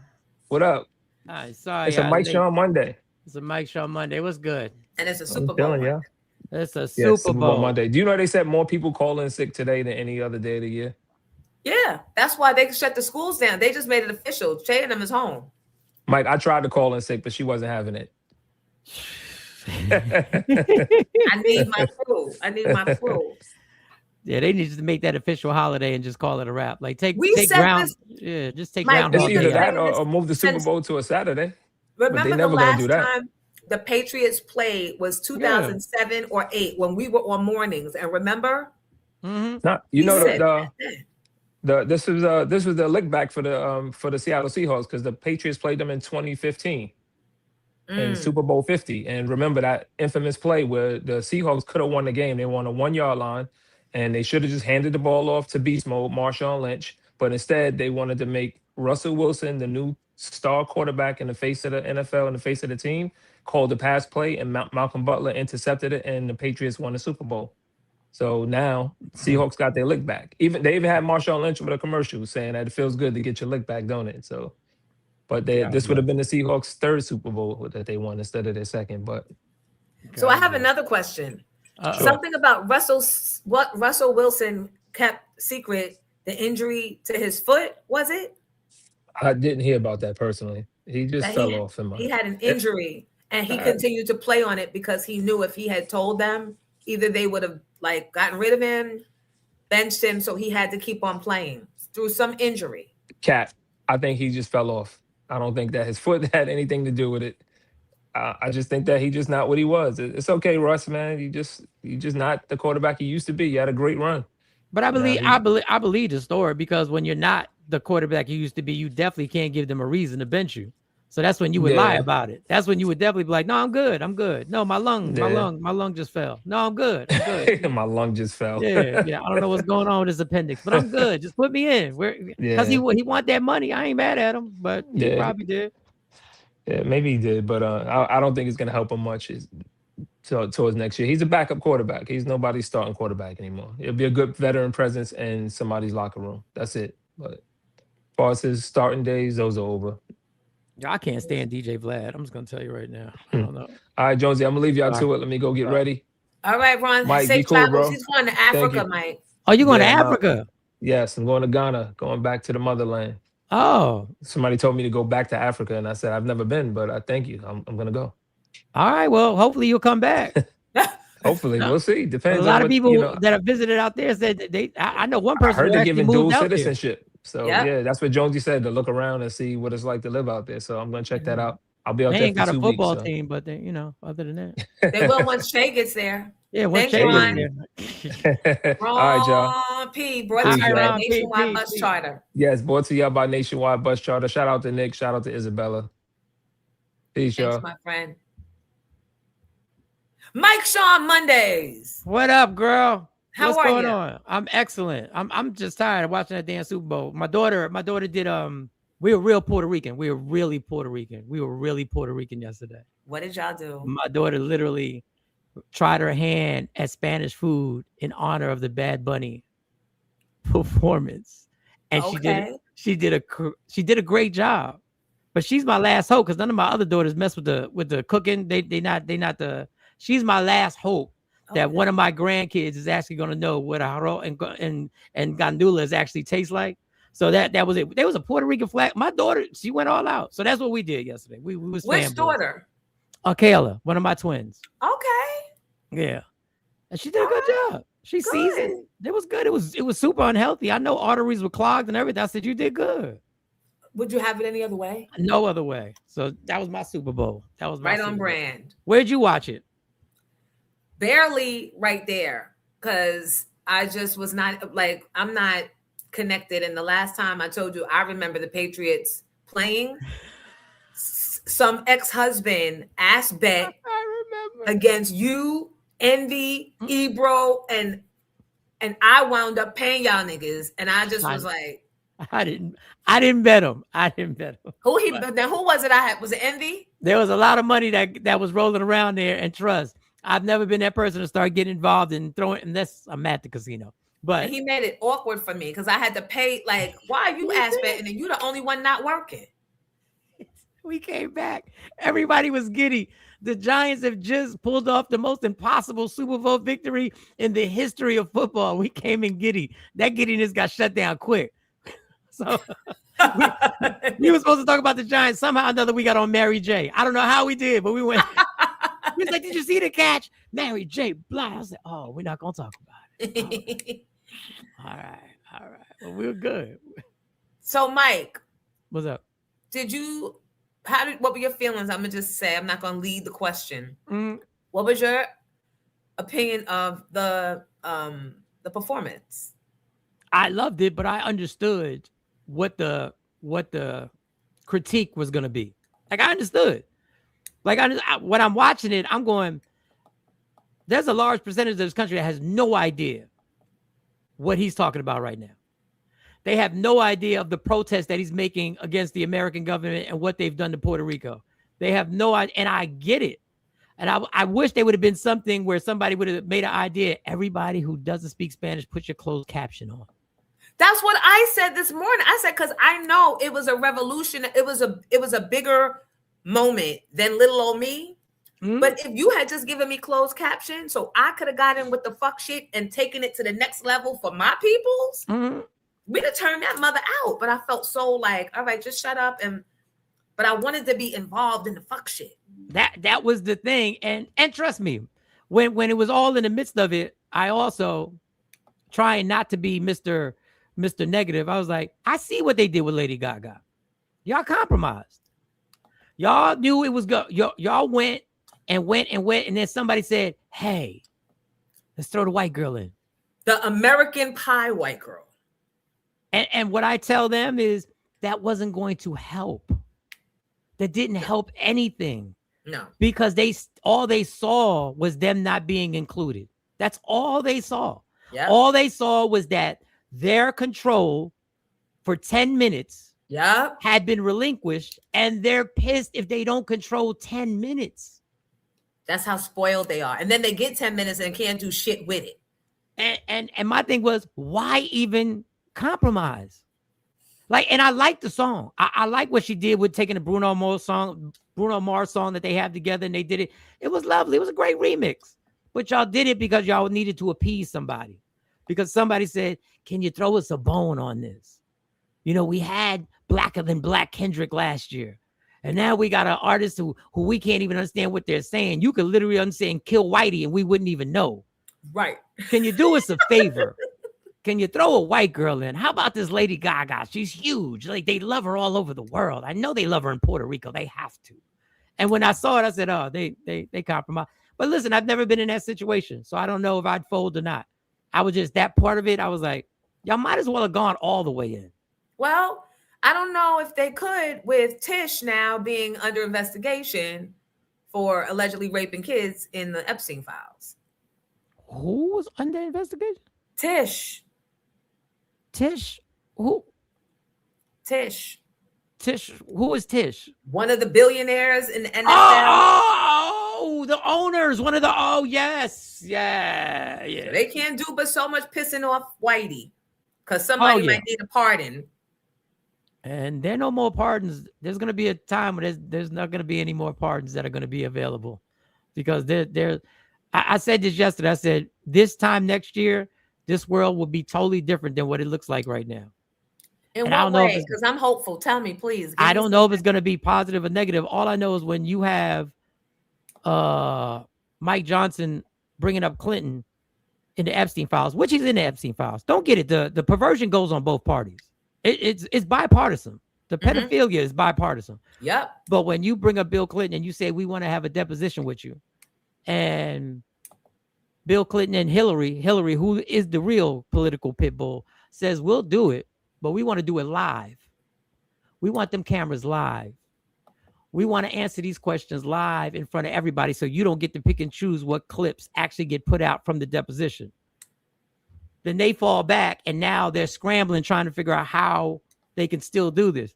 And What I'm trying to manipulate the live. What I'm trying to say is somebody's about to bring the sickness in your face and is about to let you know everybody that you thought was this. And I don't know if we're ready. I'll even double down. I don't think we're ready because I already see people caping once they mention Jay-Z's name. I already saw the Superman capes get put on. Yeah. I already saw it. But if this happens and they actually do this deposition live on television, this country's not going to be the same after that because they're going to war with each other now and they don't care about us. Right. They don't care about the aftermath of what this means and what this is going to force us. Because when somebody puts it in your face, what do you have? You have no choice but to react, I think. Because lately we haven't been reacting no matter what. We have not been reacting appropriately, which is why more and more and more shit, because they're like, they don't care. They don't, they're comfortable. They want to stay within their comforts until that comfort is disappears. And then it has to be everybody's discomfort rising to the level at the same time. Everybody's. Because for years, it was Black lives do matter, a little flag, and then you go back in your White House and you live your white life. Now you want us to cry like for Argentina because of pretty and good. And I'm 92%.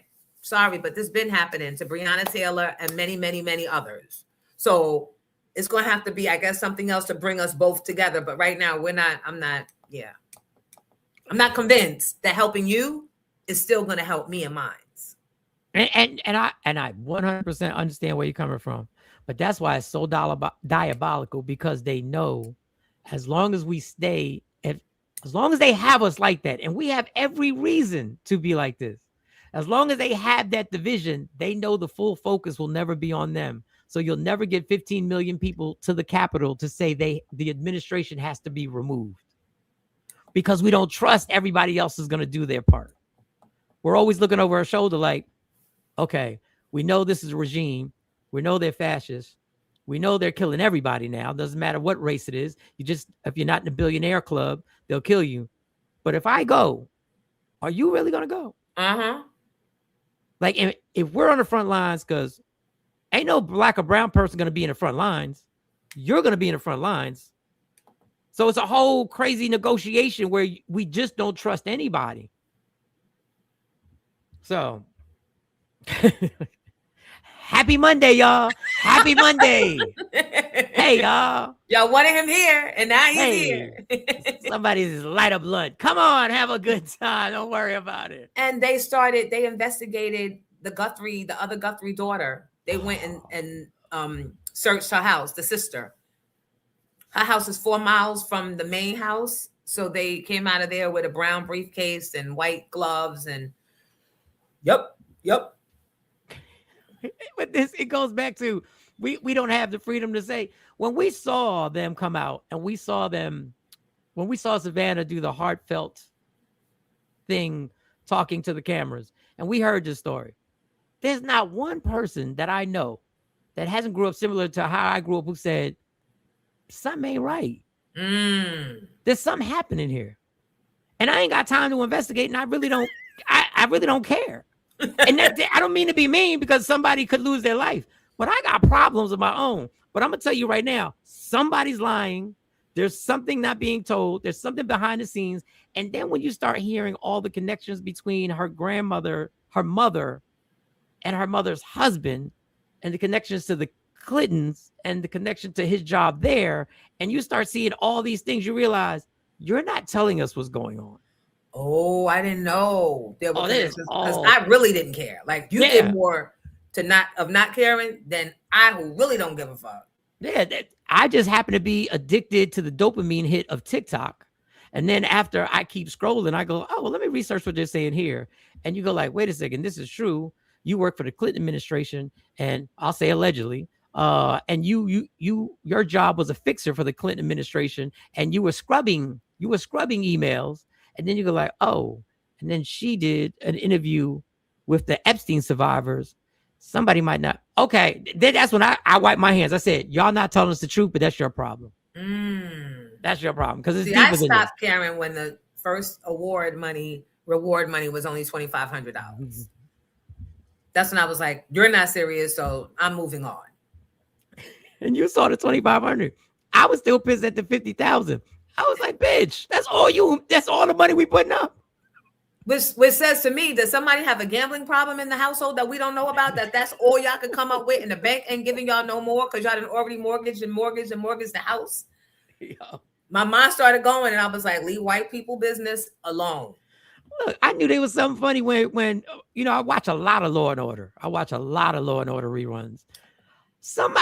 How did you avoid the cameras? How did you know they were cameras? And how did you know exactly how to do this, that they didn't pick anything up on the cameras? Like somebody knew this woman. Somebody knew when to go. It's an inside job. Like it's definitely an inside job that the garage door closed and down came the camera. How you even getting in the garage? You already know. So stop asking for reward money and just do what you normally do. They always say the first people you got to investigate in anything is the husband, the wife, the family, and the circle. And those two didn't look convincing when Savannah was doing. I know they don't have media savvy training and all that other stuff, but they looked in the back. I was like, what are y'all two? When she was doing it, I was looking at those two like, but hey, I don't care. I don't want nobody to die. I don't want nobody to die, but I don't care. Yeah, stay out of white folks' business. A wise woman told you that. Yes, you did. I'm the wise woman. A lot. Stay out of white woman's business and stay out of white women's beds. I followed the second one. A little. Not on purpose. Not on purpose. And not on purpose. I just couldn't make it happen. I couldn't facilitate. So, Mayor Mondami checked in last week. I saw the clip, but you didn't do enough of the clip. So I know. So I posted a new one last night. Is he still good? No, I saw one before that. You were asking him about something hip hop. Yeah. So you posted another one. So all right, how'd it go? Is he compromised yet? Can we still count on him? We can still count on him. And the more and once he gets compromised, he's gonna need me even more. So shit. I mean, you know how that goes. You know what I mean? He means well and he means what he says, but I don't think, because he's younger, I don't think he knows what's lurking behind curtain number 2. And when somebody tugs his shoulder and lets them know, you gave it a good try, but you two have to come with us now. He's going to need, just like Eric needed a Jonesy to, find the humanizing side of people. Yeah. When it all goes down. But why I was more excited about that is that was my relationship. I feel like all of my relationships that I built up while I was at that place, they've all come with me. Like they recognize what was the winning shit component there. And they're all coming. Facts. I mean, we knew it wasn't the station. It was the person on the microphone. Like and I can tell you, I'm not taking shots. That's just common sense.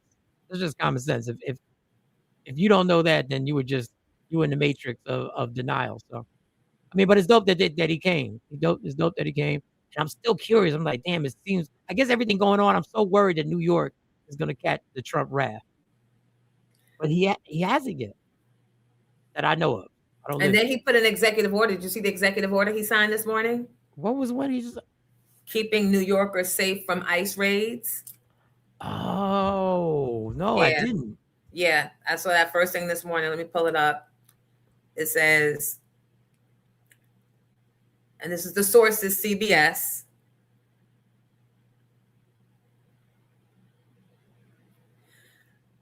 Mondami signs executive order to protect New Yorkers from abusive immigration enforcement. He says he will protect New Yorkers by this immigration enforcement by the Trump administration and uphold the sanctuary city laws. Okay. Okay. What do you think? Listen, I want somebody to talk tough, and then actually when ICE comes, I want to see the actual confrontation. That's just what I want to see. Like, okay. Philly, you know how much love we got for Philly. Philly's police chief and everybody, they've been talking, and ICE is still in there, but I haven't seen the protection. I haven't seen people jump in and go. I haven't seen police officers. And listen, you're not in a good position right now, police officers. I wouldn't want to be you either. But I want to see a point where ICE is actually stopped. Yes. Where they go to do something and there's a confrontation where you can't do that. That's all I want to see. I just want the proof. And once they do it, the other cities will not want to look like the punks. Yeah. And then they'll follow suit. What do you think about Trump not inviting Governor Westmore, to the governor's dinner? What you gonna do about it? That's what they said. What you gonna do about it? It's these and Westmore, like he won't do anything, and the people won't rise up to do anything, because if he doesn't care, I guess we've been desensitized to care. I think we care. I just think we're looking for somebody to say, what do you want us to do? And please tell us what to do. Because not only is he a governor, he's the chair of the committee. Right. He's the chair of the committee. So and he said first they weren't letting any Democratic governors come. Right. It was just supposed to be Republican. Like, who do you think you are? Like, I'll do something, but just put me with this nigga. I don't even look at it as distractions no more. It's what they want to do. Now, is it a distraction? Yes, but it's what they want to do. It's on the part of their agenda. This is what they want.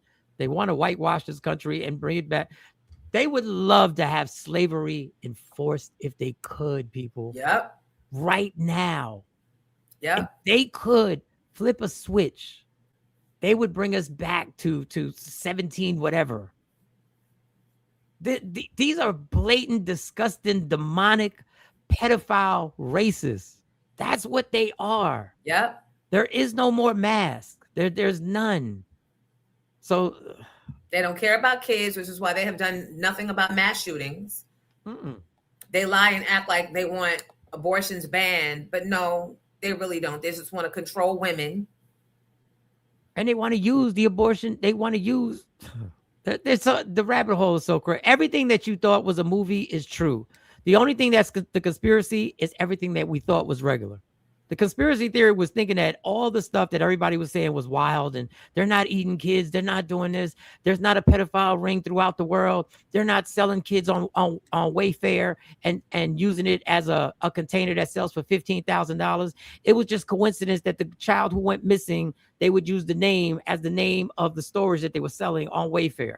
That was all super conspiracy. There is no Pizzagate. Yes, there is. This is why these celebrities go back and forth talking to each other about pizza parties. This is why Adam Sandler and the rest of them nasty freaks and Ellen DeGeneres would sit on the Oscars, and the biggest joke was, we're going to order pizza.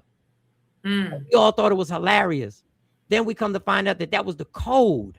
That was one of the code words they used in these emails.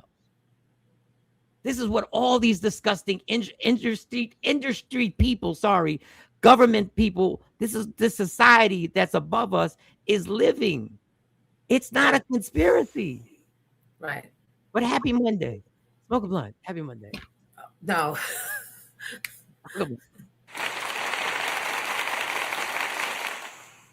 No. Okay, and Wendy Williams' dad died, 94. Oh, wow. Okay. Sorry to hear that. God bless. Little John's son was found dead in the lake. Yeah, that's a whole, yeah. Wow. Don't wish that type of pain on anybody. Don't wish that. Jesus. That's there, man. I spoke too blunt watching this laugh. Yeah, continue. I don't partake, but continue just so you can relax. What? What's that? She said I smoked too blunt watching this. Yeah, go ahead. Simmer down. That's good. So last week I did the show with Flip and Shampoo. Okay.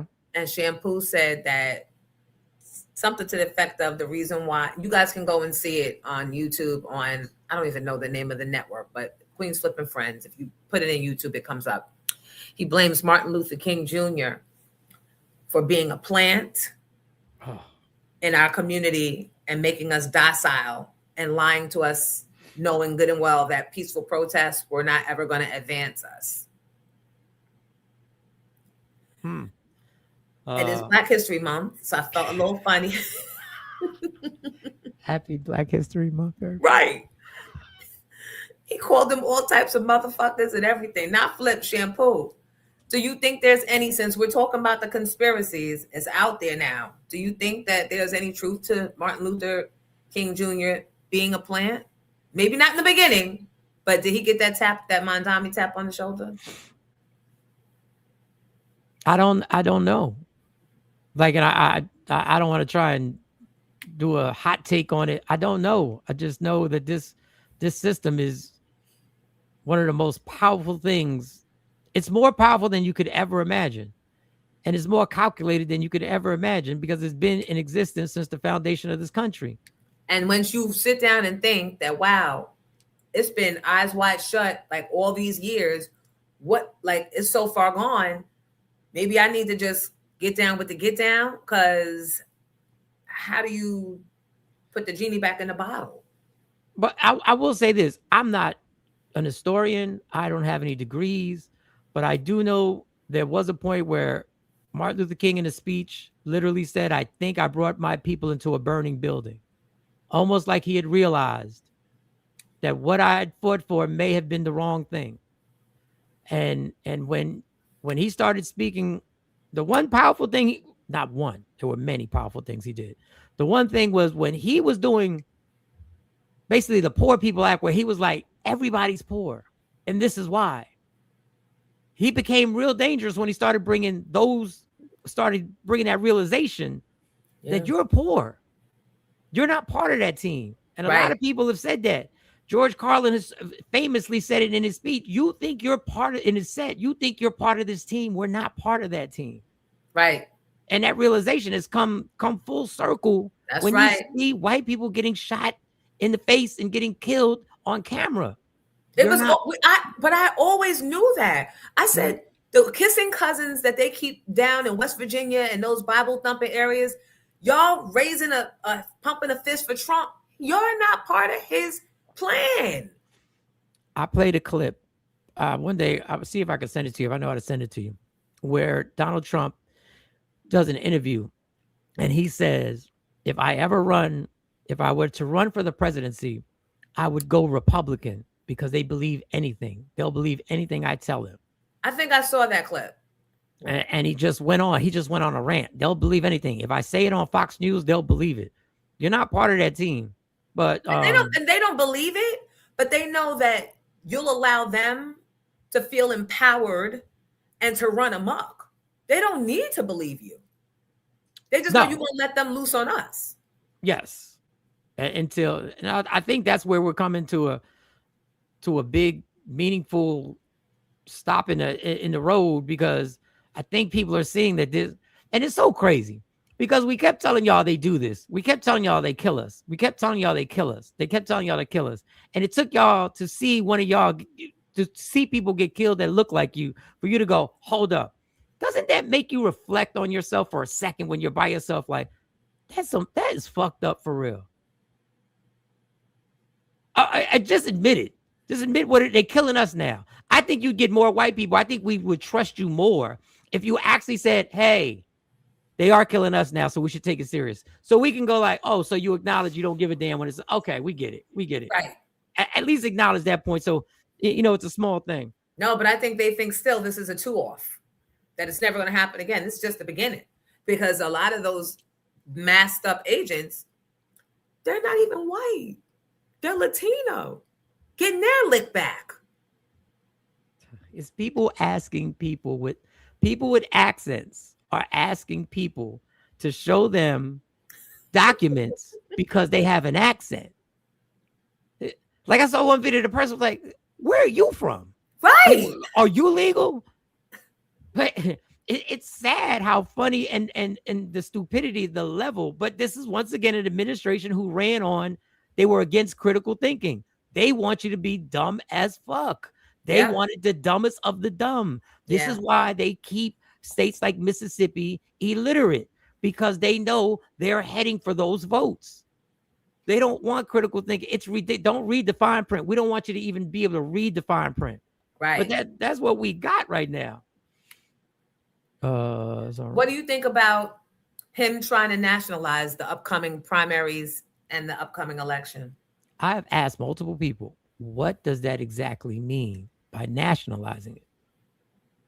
And I haven't got an answer. Like, isn't it using national rules, maybe, as opposed to state rules? Like they're trying to override state rules with national rules, maybe? I honestly, you might be right, but I can't get a clear answer. I will say when Steve Bannon says that they're going to have ICE at the polling places for the midterms, and Steve Bannon is adamant saying that they're not going to steal another election. We're going to have ICE we're going to feel what it's like to be in 1960, y'all. When there's ICE at the polling spots, we are not, I'm telling you, this comfort bubble that we all live in is going to shatter. And when it shatters, it's going to be so immediate and it's going to be so fast. When you see ICE lined up, when you go to vote for the midterms, it is going to be the 1960s all over again. And that is just a scary thought. But, and I'm just sitting here wondering, how did it get here? Why are our Congress people, it's got to be more than Jasmine Crockett. Like, what the fuck are they? Why are they not in action? Why are they in action? I believe that the Fulton County people, I believe that they're figuring shit out. I just don't have faith in Hakeem Jeffries and them because they took that APEC money allegedly. Yeah. A bunch of them. And Cory Booker allegedly. 90% of them took listen, I'll give Cory credit because Cory actually said it on camera that he did. But then that's what it is. I'm right. Lucy B said the feds to control election rules instead of the states. That's what I thought. Yeah. And then if there's rioting during this election, during the midterms, then they'll turn it into a military state, a police state. And they'll say, well, they want anything to cancel this election. Right. They want anything. And they will keep poking us in order to get what they want. We got it. Yeah. That got dark real fast. That got dark. So Bad Bunny. There's the Seahawks. How about Bad Bunny and the white girl just popped up out of nowhere? The pal just popped up. So they're trying to tell me that the reason Cardi B was there was because to her image, like as if she was working. I say, ain't no way in the world if this nigga went and got some other chick pregnant with twins currently on me, and I'm the public figure, that I'm showing up. Why am I giving that any attention or giving him any props? Because it's going to make people think she's there for her man, even though she was in the background of the Bad Bunny shit. And they're like, they're not together. Mike, you've been in that relationship where you're not together, but y'all still get together. I think it's time to school the children on we may not be together, but we still get together. All right. Yeah, what that looks like. We still get to. You're not gonna post no disrespectful stuff on social media because you know we're not together, but we still get together. Like I know you do your thing, but you're not gonna be public about it because we're not together, but we still get together. Exactly. And I know the hypocrisy that I'm talking right now is true, is thick, it is rich in male chauvinistic traditions. It is rich, baby. But you're not gonna do it. But he probably don't got no control no more. No. He ain't got no control no more. He played the cards, and because once a good, I hate to quote Jay-Z, but once a good girl going bad, she gone forever. You ain't got no control anymore.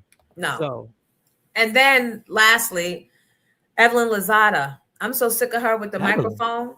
What'd she say? She's on a podcast. I think she's trying to promote a podcast. She had her daughter Shanice there. She was asking her questions, and the game actually popped in on this interview. And he said, "Didn't I tell you beforehand that I'm not changing no diapers? Did you think you was going to change me?" And with a broken, like frail, crying voice, she's like, "Yes." And Evelyn lets out a big what? Well, why? Then, as if that's not enough, she interviews Shanice, and Shanice is telling her how she feels very sad when they're at a kid's birthday party and there are actual families there, not just there for optics, but actually there together. And she wonders what that would feel like if she had a parent, a co-parent that was there to help her in the grocery store, to lift heavy things while she's holding the baby. And Evelyn, once again, being goofy as hell. Evelyn in her 50s, right? Maybe, yeah, definitely in her 50s. I said, I feel sorry for you. I posted, I said, feel sorry for your mother failed you, because most mothers want their kids to have better. Yours just wanted to check for life. Yeah, and shout out to everybody over at Check for Life. Shout out to Terrence. Hey, Claude. You know? Yeah, it's like she hasn't evolved, or maybe she's just so desperate for this check that she's trying to hit a certain audience that she's trying to engage with, and she thinks that's the way to touch that younger generation, younger than her. That I feel think like she that. set the daughter up. I think that if Shanice hadn't gotten pregnant by Game, she was going to do it. Probably. But to laugh at your daughter saying something as naive as what she said, I thought I was going to change you. The bigger problem is, why did you have that mindset, and where do we go from here? If I'm the mom, where do we take it from here? How do we fix it? Yeah, like, how do we go and maneuver so that, okay, what you thought was naive, let's get that out the way. That's something that's you're not going to change people. Right. But now what are we doing to help you in your situation? But when your mom turns on you like that, God damn, where you have where do you go? There's no safe place. And maybe Evelyn don't fucking know. That's probably why she ran the game. It's probably why she ran to any individual that showed her attention that was a male role model. And maybe she did believe that. Maybe because she didn't see Evelyn ever have it. So that was the dream. Yeah. Somebody said Evelyn had the game first and she's low-key jealous. Probably. These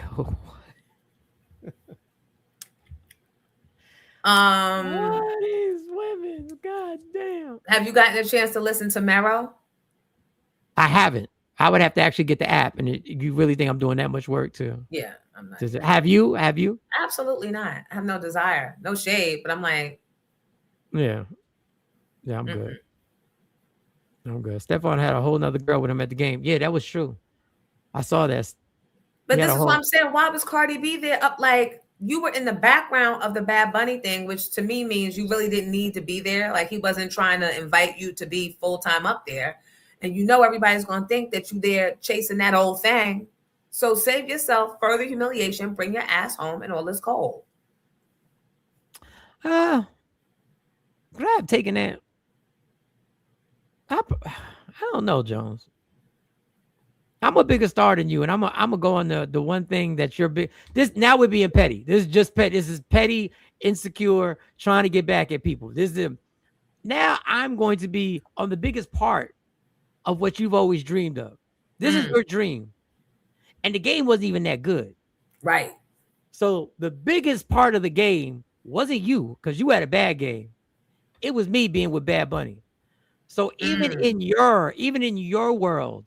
Now, this is all petty, y'all. Please don't waste time doing this in real life. Please don't waste time. Don't do it, please. But even in your world, I'm bigger than you. Even in your world, I carry more weight than you. That's why that relationship will never work. It'll never work. That's why she never even had to throw that up in his face. It's obvious. It's obvious. That's why people like me and Mike Sean, we will not date better than ourselves. Ever. Not one bit. I need to be better than you. But I didn't even try. I went so far low last time. My back is hurting from bending down that low. Yeah, but we joke. But that's what I'm talking about. We joke about that. But we do see the best in people. And I'm going to speak for myself. I probably should have been a little more, what's the word? A little discerning. More discerning, or a little more acknowledging who I was in my position. Self-aware of where I was. And maybe I shouldn't have seen the good in certain people and be like, nah, you're good. I don't care if you're just doing that. We always do that. We're regular because we're regular schmegulars at heart. That's the heart. That is. We We got to regular. start believing that we're fucking little mama. Because who's got confidence? Like, no, listen. Her confidence is unparalleled. I wish I had 2%. 2% of the nerve to be able to step on stage while Jay-Z and Alicia Keys are doing. At the height of the height. The song couldn't get no hotter. That was I don't care if it got played at Yankee Stadium at that moment. I wish I had the audacity to be like, you know who deserves to be on that stage? Michael fucking Sean. Right now. Right now, I should be on. New York, concrete jungle, she looked at Jay. When Jay looked at her, she looked at Jay like, what's your problem? I'm supposed to be here. New York. I would have got in between her, Jay-Z, and Alicia and put my arms over them like this. and rightly fucking so. Because why? Because I got little mama confidence. I got little mama confidence. Oh, that needed to be. That needed to be. She had no idea what she was doing was so dangerous. She never knew she wouldn't see a stage again ever until the Deb Antony movie. So, did you see the clips of the Deb Antony movie? No. So, Little Mama is playing Deb Antony. How is she in the clips? Really good. Convincing. How do I know? Because the girl that plays Deb Antony as a child will be a guest on Jonesy. Oh, that's dope. The grandma reached out to me. I don't know why I could see Little Mama with that confidence being good.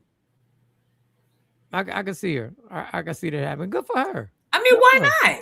Yeah, good for her. Her lip gloss was popping. Popping heavy. Stop playing like we wasn't nodding. I was a grown ass man. That was so sus for me to be. I wasn't even supposed to be. Turn that up. I actually said turn that up once or twice. Oh Lord, Messy Monday with Mike Sean. We're gonna be. I don't ever want to put you under pressure to come up to New York because you come from so far. But we'll be back at Comedy in Harlem on the 19th. If you wanna. Oh, wait a second. Up, Mike. Let me put that in there. I'm about to start filming the. We're about to start filming both, but I think the filming for Pink Champs might be a little sooner than Clear My Name. But you don't have a date yet, right? You still don't have an exact date. No. Comedy and all. I just know that when people start, when shit becomes official, they like, all right, when we gonna get this filming going? His face was like, Little Mama's comment. It's everything. Little Mama's comment. That's legendary. I need to write something about that when I'm in the front of a crowd that remembers Little Mama. But right, because that's the other part of it. Little different demographic, but yeah, the Deb Antony movie. I'm like, let's applaud Deb Antony for even having a fucking movie made about her. Who knew her life was that interesting? Oh, we talking about Deb. Oh, how she got the movie come? Is it gonna be the Waka Flocka? Ain't she the Waka Flocka mama? Yeah. Is it going to streaming or to the movies or? It's on streaming. Matter of fact, because I told the grandmother to DM me. I mean, not to DM me, to email me. So let me see. She definitely did email me clips.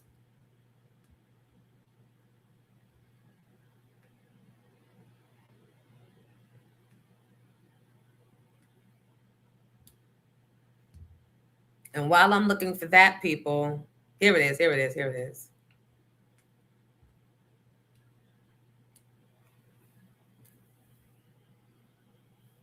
Right there. Keep it right there. Oh, okay. Oh wait, I have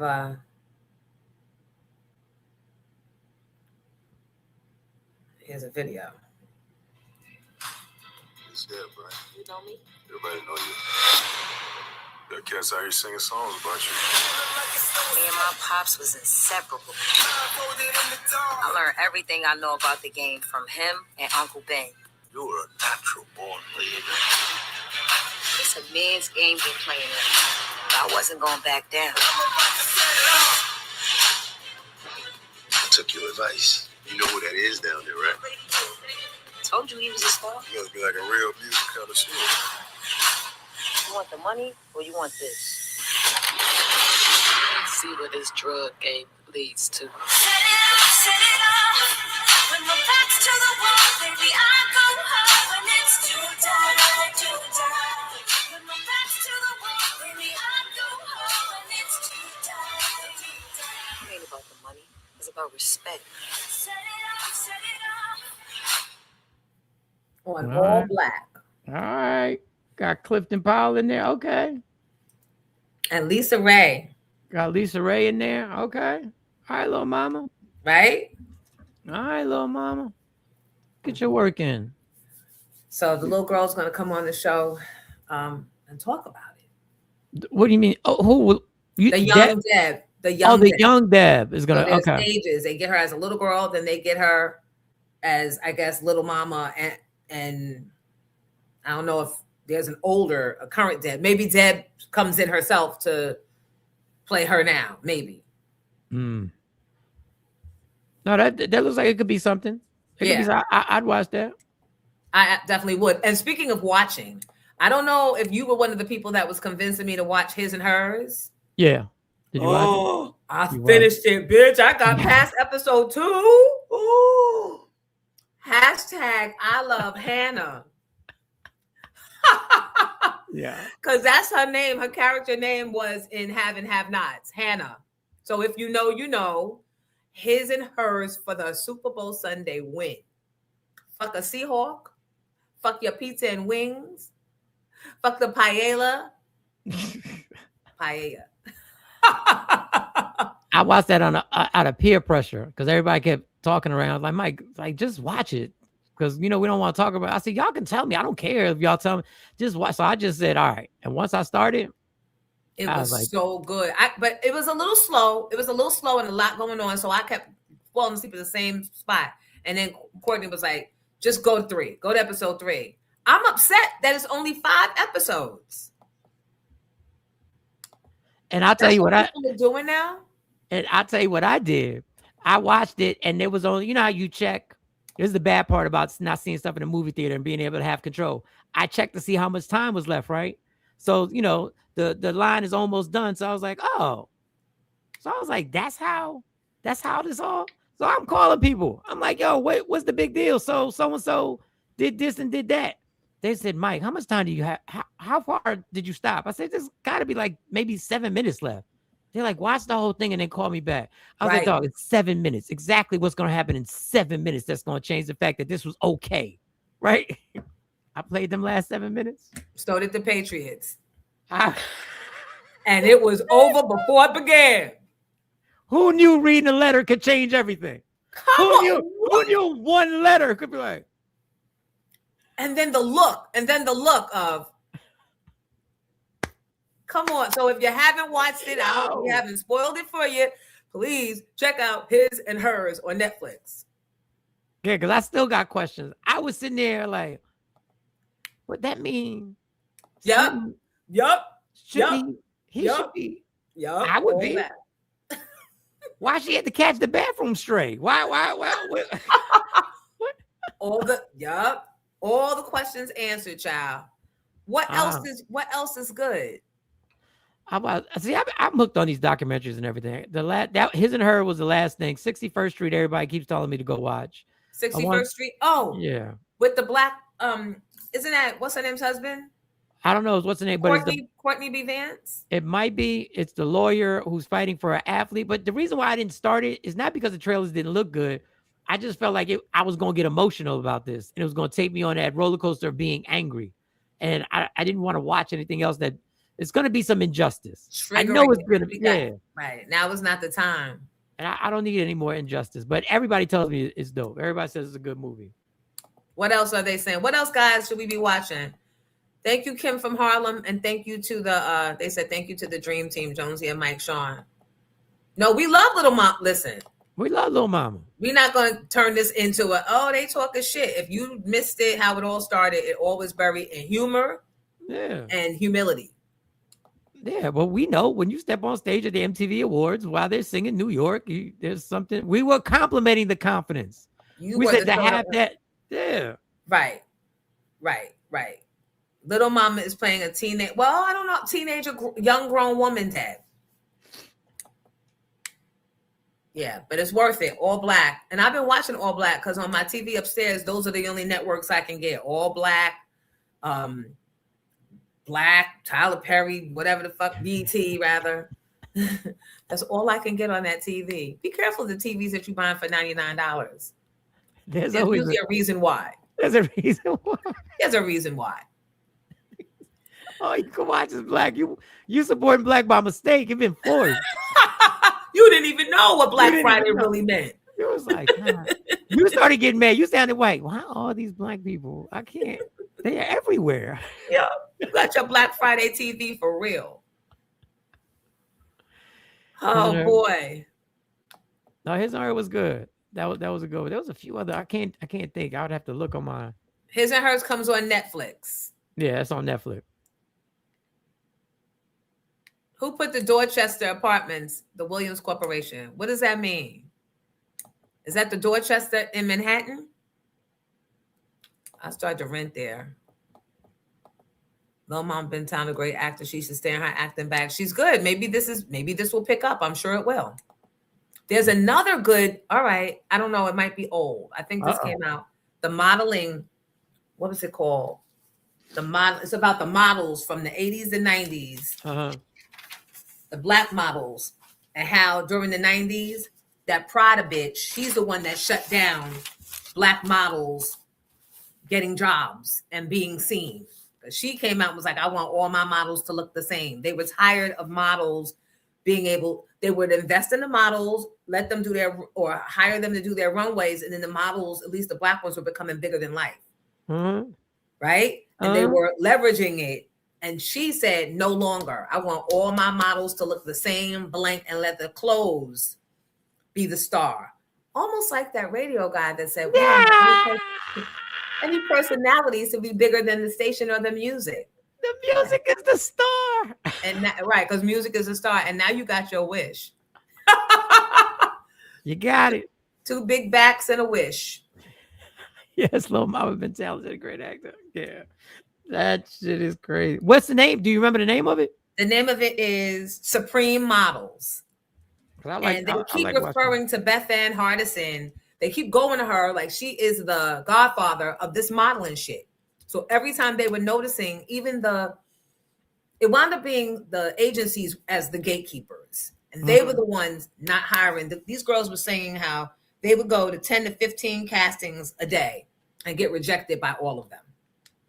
Some of them had to even stop trying and go and get regular jobs because this went on for many, many, many years.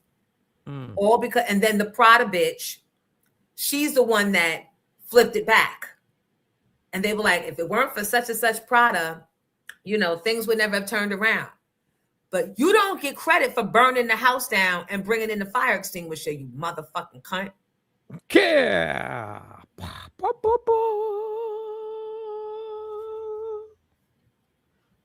She dropped the good word. Yep, C word, the other one. So this Wednesday, do you remember Dorian, Ray J's manager, assistant? Vaguely, yeah. Dorian has a fashion show in Fashion Week next week. So he reached out to me yesterday to see if he could to invite me to the Fashion Week. And I invited him on the show. So he'll be here Wednesday, and we're going to get into all of, I got to ask him Ray J stuff, because didn't Ray J just say he's only got 3 months to live? Yeah, but you don't know what to take serious. But yeah, he said he can lessen that to 3 weeks and get him on the show.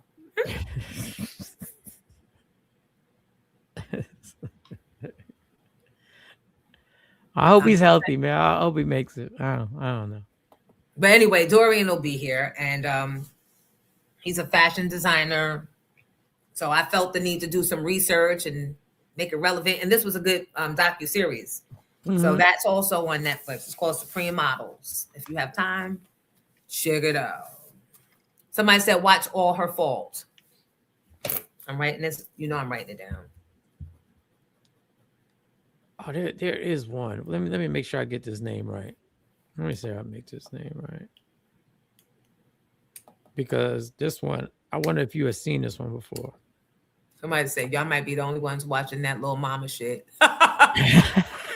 That Deb flick, but Lil Mama's dope.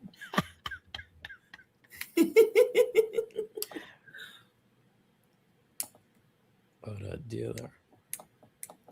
And there's a lot of black faces on the Netflix thing. And I just feel like sometimes they're just trying to lure us in. It is. And it don't be good movieing. And I don't want to waste my time. I hate the Miss Pat show. I hate that. Oh, I've never seen it. You didn't like it. Everybody else, they was giving it reviews like it was dope. I don't like Miss Pat. I do not. I don't even necessarily fuck with the Upshaws. Everybody kept telling me to watch it, and I don't normally do this because I don't critique comedians and stuff like that. I watched it. I'm not saying it wasn't funny, but everybody made it seem like it was like maybe I need to watch more than 3 episodes. No, I wouldn't throw it. I wouldn't waste the time. But I will say this: what makes it interesting is that normally, and Asia pointed this out. Normally, when you have a studio laugh track or a studio there's no cursing. Every other word in this is a cuss. So that's kind of what is strange. Yeah. All right, no sidebar, no segue. So have you ever seen, I know we've seen a gang of drug dealer documentaries. I know we've seen a bunch have you ever seen the Frank Matthews story? So there were a lot of Franks, the White, the Lucas. What did Matthews do? I'm going to tell you what, I'm going to give you the ending away, but you still need to watch it. No. I can't hear you. You don't want it? I don't want to know the ending. Okay, so I won't tell you. I won't tell you. But the ending is unlike any ending you will see in a documentary about a kingpin drug dealer. Where can I find this? That one, I'm going to find it right now. Did I watch it? Frank Matthews. There was so many Franks. Amazon, I think it's on Amazon Prime. I can't find my Stars channel because I get it through something and I can't remember what I get it through. Yeah, I had to cut that one off. They was getting outrageous with their monthly subscription. Like I was like, I love all the stuff, but when you start hitting $21.99, that's too much. The 61st Street is trauma porn. That's why I didn't start it, because I felt like it was going to take me through a bunch of emotions that I just wanted to be happy that day. Yeah, when you see the trailer, you're going like, you're already feeling some type of way just watching a 3-minute trailer. I'm like, I'm not putting this investment in. When you don't have to. When I don't have really to. Putting yourself through it, and then you got the rest of your day. You got to pull yourself out of it. And I'm like, nah. Now I got to be around white people and I'm looking at them funny. They ain't do nothing to me. R.B. Taylor is good. I didn't see the movie that everybody keeps telling me is so good with what's his name? Leonardo. How about Fool Me Once?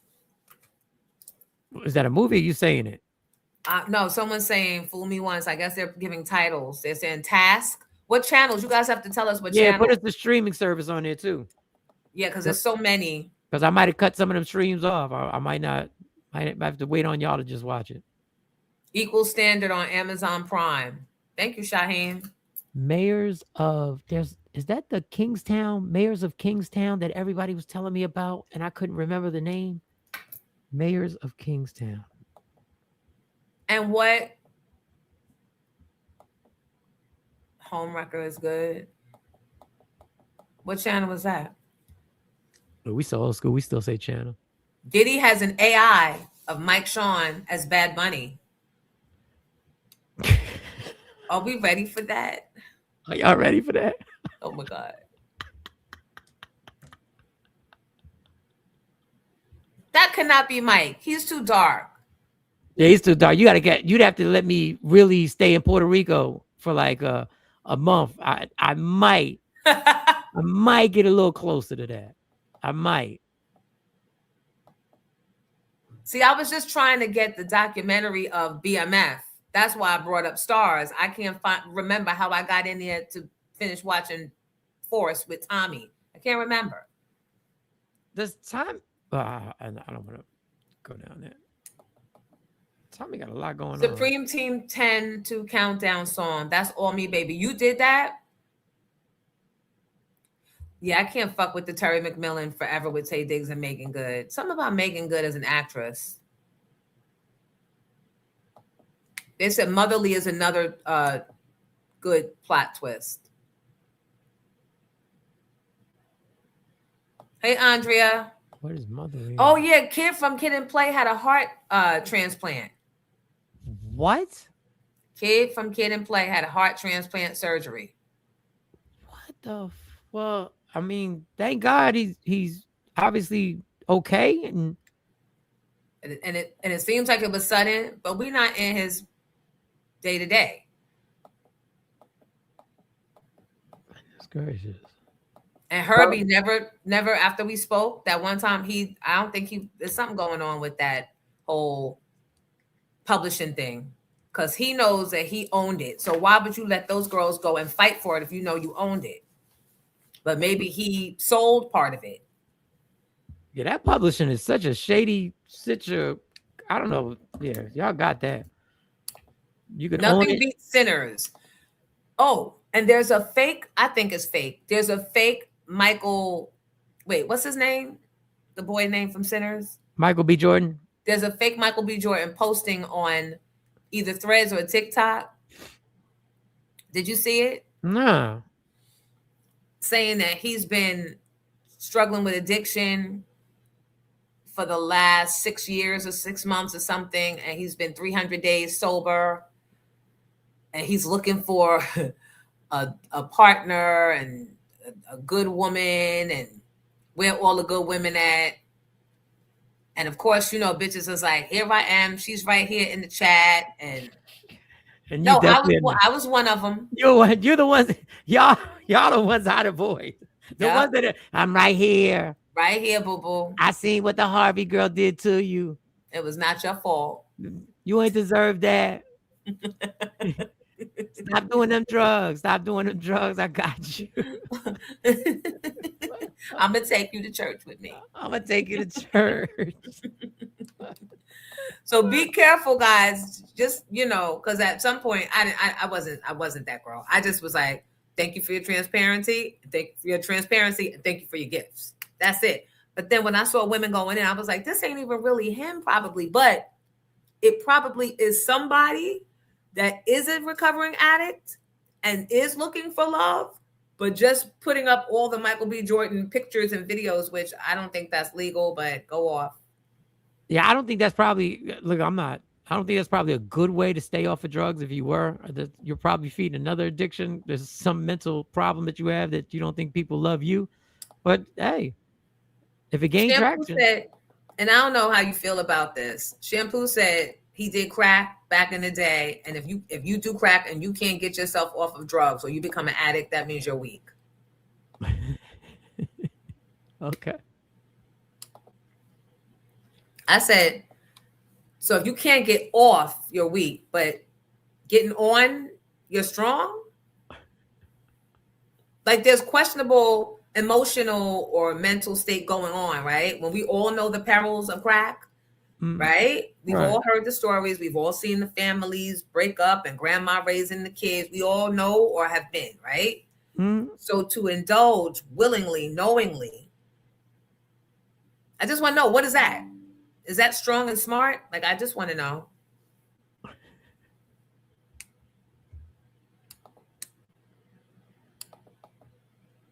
Yeah. I don't do, yeah. I ain't got enough energy. Frank Matthews, aka Black Caesar, that's a true story drug dealer from back in the day. Yes. Stars on Amazon, okay. And I Jeff can't ruin Bezos, that. yeah, he's a bastard. Mayors of Kingstown. Mayors of Kingstown. What channel is that on? I got to see that. I've been hearing a lot about that, and that was out a while ago.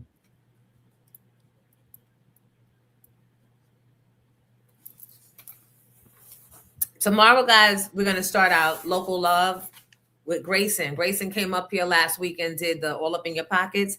He is I think he's running for office, but he also has a media business. So I don't know which of the businesses he wants to highlight, but just to let you know, 8 o'clock tomorrow. Do you do that on your show, Mike? What, Local Love? Yeah, let people who have Oh business. yeah. We'll bring people up. There's a juicer young lady that we're bringing up that she has the juicing business out here that she's been going on for 8 years. Now, I learned from Jonesy. I'm a little selfish because I would like to start juicing. I would like to start. I want to get healthy. You know what Don't I'm saying? go buying all that fucking equipment if you. No. You gonna give me some of the product, but she's gonna come up here and do the juice. I'm trying to stop the sugar. I've done well with sugar. Just trying to get healthy. We're getting older.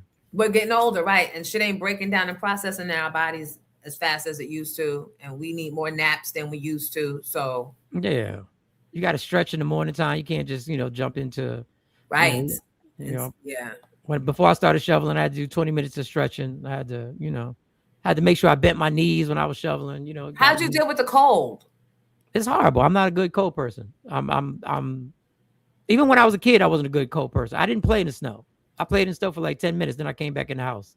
The snow is not, I'm not built for this. Cardi B has tickets to sell. Did you ever see Godfather in Harlem? Yes, Godfather in Harlem was amazing.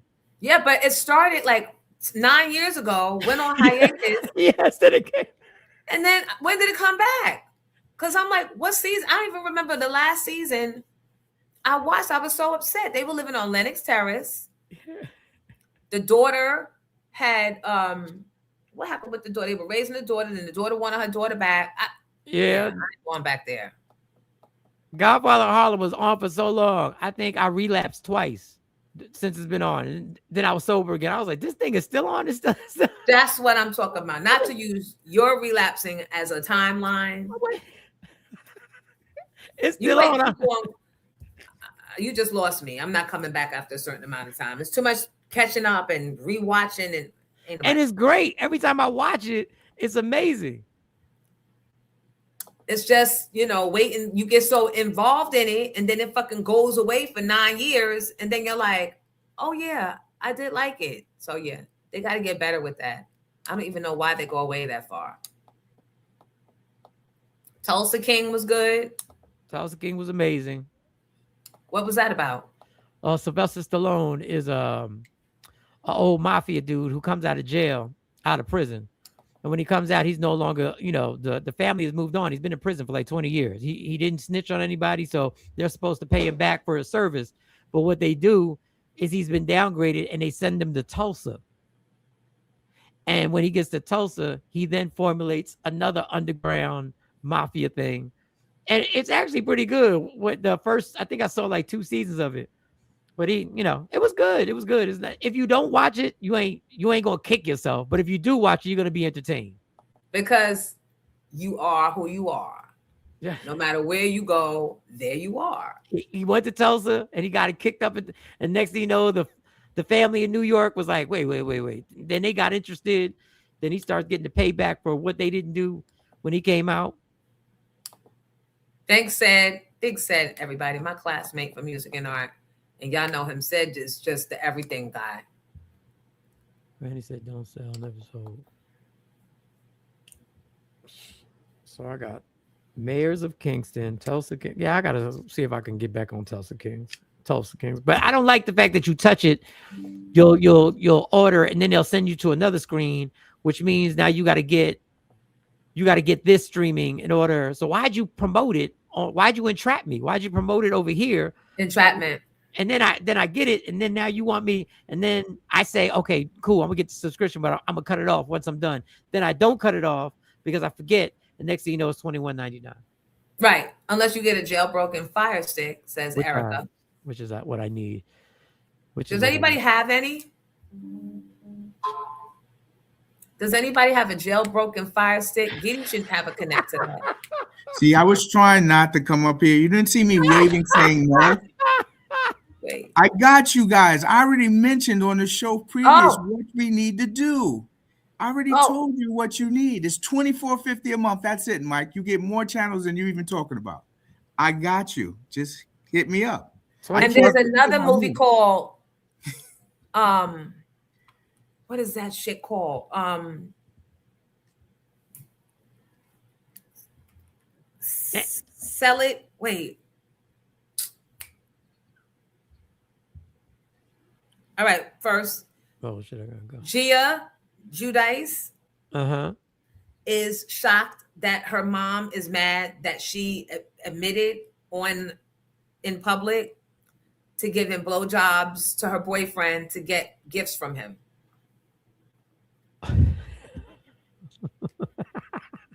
Wait a second. That I should have talked about that when I was talking about Evelyn Lozada. Wait, who's mad about this now? The mother, Teresa Giudice, is mad that Gia, her daughter, came out in public on some social media and was talking about giving her boyfriend blowjobs to get him to buy her expensive gifts, to get her to do things. And she's like, isn't that the way? Yep. I mean, look, you raised her. You raised her. Or not. Or not. Well, if you didn't raise her, you did raise her. She was down the hall listening. This is what you got. She heard what she heard. He has the kid interview. Bring it up, Giddy. Y'all remember Jonesy in the morning interview? Yeah, he almost died on the show. He choked on something. I'm not even making it up. New year, new heart, new vibration. Roll with Kid and Play. Now everybody say. Christopher Kid Reed, half of the iconic hip-hop duo Kid and Play, has always poured his heart into everything he does. Known for his high flat top fade, dance moves, and upbeat positive lyrics, Reed helped bring hip-hop mainstream, not only with their music, but their cult classic house party films. I'm never fessing, possessing the tools that it takes to rock. I think it's time for the new kid on the block. But after performing for nearly 4 decades, Reed was surprised when he started slowing down. Take us back to the beginning. When you first started to experience some symptoms, what were you experiencing? Maybe over the last year or so, just started to feel a little bit more fatigued than before. And then when you feel like that shortness of breath, sleeping a lot more than normal. And I think sometimes you kind of just chalk it up to, I'm getting older, the road is harsh, doing the old kick step, you know what I mean? This past July, Reed's symptoms began to intensify, pushing him to go to the emergency room for answers. It was there that doctors gave him a surprising diagnosis. The doctors tell you have congestive heart failure. Congestive heart failure. That's correct. But when you hear that, congestive heart failure. Yeah, that's are you thinking, no, not me? Exactly. Initially, Reed was treated with medication, but at his 3-week follow-up appointment, his cardiologist grew more concerned. He came in very swollen again, and that is a little unusual in somebody who's been started on treatment for the swelling to come back that quickly. That evening, Reed had planned to fly across the country for a performance. His doctor, urging him not to go, ran additional blood work. The blood work confirmed my suspicion. It showed that his heart was failing and it was starting to affect his other organs. Then they called back a couple of hours later and said, you know what, we got these other tests back. You need to come to the emergency room right now. Well, when you went in, they took you right to the ICU. Right, because I guess they, with these latest test results, they saw something that required that kind of immediacy. That's when doctors told Reed that a heart transplant was his only option, immediately placing him on a transplant wait list. So when we think about status for heart transplant, he was very high on that list because of how ill he was and really dealing with a kind of life or death situation. They went straight to, let's get a heart. So I got evaluated physically, I got evaluated mentally. And also too, I wanted to let them know at the same time, like, hey, I am worthy of this. If I do get this gift, I intend to respect it and really really live life to the fullest. It's unusual for a patient to be so sick and to be so warm to the people around them. The way he handled it externally was incredibly calm. Just 9 days later, Reed received the call he'd been waiting for. So they're saying, hey, yeah, we got the heart and we want to put it in tomorrow night at 10 p.m. And we like, excuse me? You're like, but that's how it is. So the next night, 10 p.m., we go in and about 7 hours later, I have a new heart. How do you feel? I feel great. How is the recovery process? How is that? Man, they get you going. I don't know if they got the bed got to go to somebody else, but they get you going quick over at Cedars. I'll tell you that. I'm looking at the machinery. The heart before was looking like I failed a lie detector test before. You know what I'm saying? But now it's looking like zooming. Has this changed you? And if so, how has it changed you? I hope that I'm the same person, but then I'm a better version of myself. Because man, this is a beautiful life. It's great, and I want to be around for it. Wow. Damn, in 9 days they got what type of health care he got? That's maybe the white portion of him. That's definitely the Caucasian version. Because normally you hear people, the tragic stories of them being on a list. They're on a list. 12 years.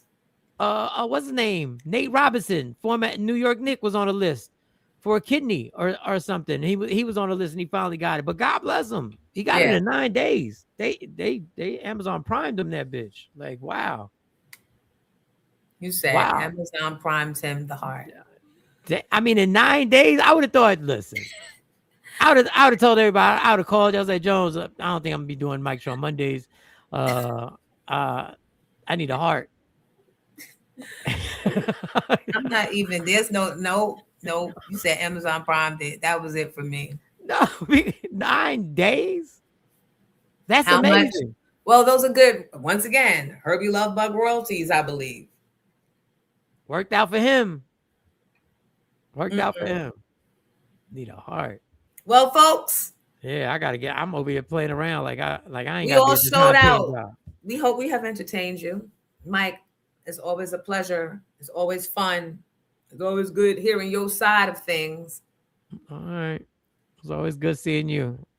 Same here, and stay warm. Yeah, man. And until next Monday. Until next Mike Show on Monday. Hola, hola, hola, hey. Hola. Mike Show on Monday. Heart in 9 days. Heart in 9 days. Ooh, that's a flex. Got a heart in 9 days. What?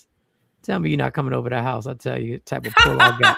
Why I always got to go there? Why I got a heart in 9 days, Mom. If you don't bring your ass up in here, I could change your life. So you can make it race again? All right, girl. Everybody have a good week. Bye, Mike. Have a good week. Thank you. Right. Mike Sean, ladies and gentlemen. So once again, thank you to Mecca Global for the back tour of the set that she's on. I can't wait to find out and watch the show. Now we're going to be waiting for the show. That is worthy of claps. Thank you to Mike Sean for Mike Sean Monday. Ron P. And the Ron P Sports Report, our sponsor, Nationwide Bus Charter. Please make sure that they are your first thought. When you know it's going to be a group of y'all and y'all got to get somewhere, please make Nationwide Bus Charter be a part of your thinking, right? Because I know sometimes you're like, we could have used that for our family reunion, or we could have used that when my son's football team needed to get to Florida and they could have worked the deal with us, Nationwide Bus Charter. And our new sponsor, Grayson Media. We'll be talking to him tomorrow for Local Love, find out what he's doing for real. Because when he was on the show, he was sitting at a hotel desk, but apparently he's living a double life. I'm going to get up in both. So, yeah, that's tomorrow. And who else? You guys are the best. The best bookers and co-hosts and a girl could ever ask for. So please stay warm. Please protect your peace. You know what? I actually found all the sound effects, including I never can say goodbye. No. The Off Weeks is the name. Okay, that's the name of the show, Mecca's saying.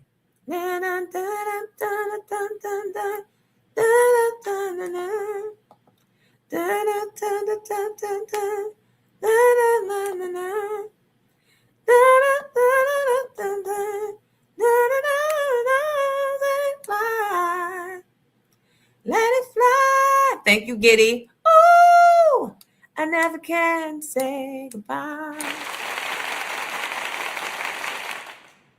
Because me and Giddy be in here, he be in here more than me. Late at night, figuring things out, pulling clips, trying to make this show out. Tanya, go and get your cut water, cut water, and clip that. Let's see the time, 2:55. Okay. And Kathleen Norman, you have a great day as well. Mecca Global, you do the same. Is this it, Giddy? Go ahead. I can't hear it.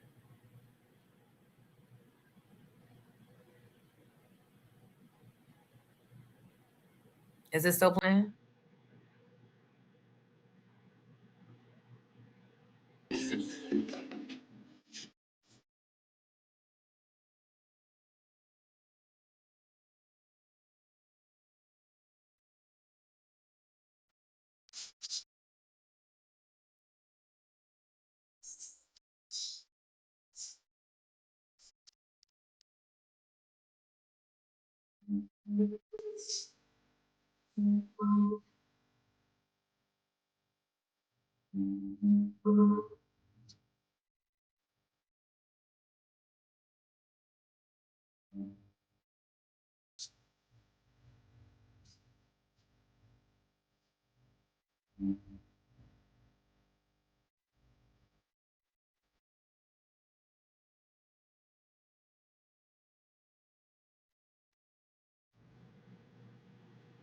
Yeah, because then we're going to get fined. That's definitely a copyright strike. And two families that do not play, the Jacksons and the Gays. We don't fuck with either.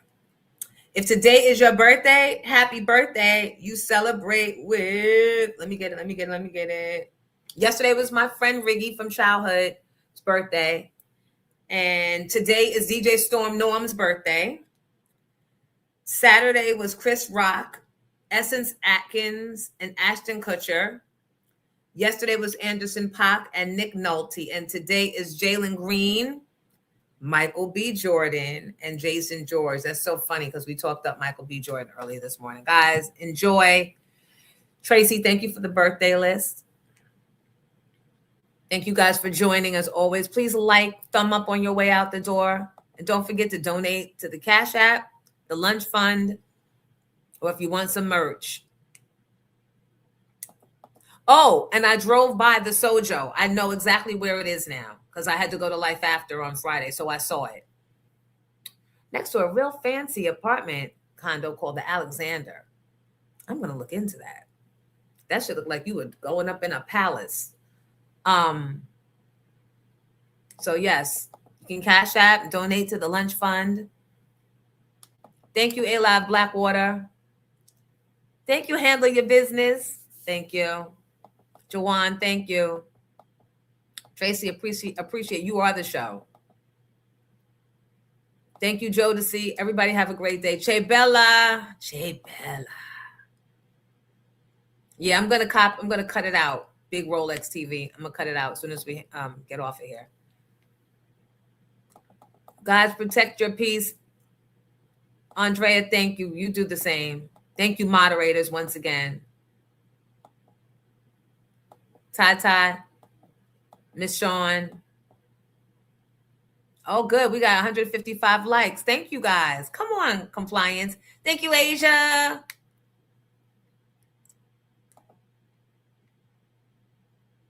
Thank you so much, guys. Mecca, you put Jonesy. It was a great show, Jonesy, on a Monday, and it came up honest. It was a great show, honest. That's what you get when you try to type in Jonesy.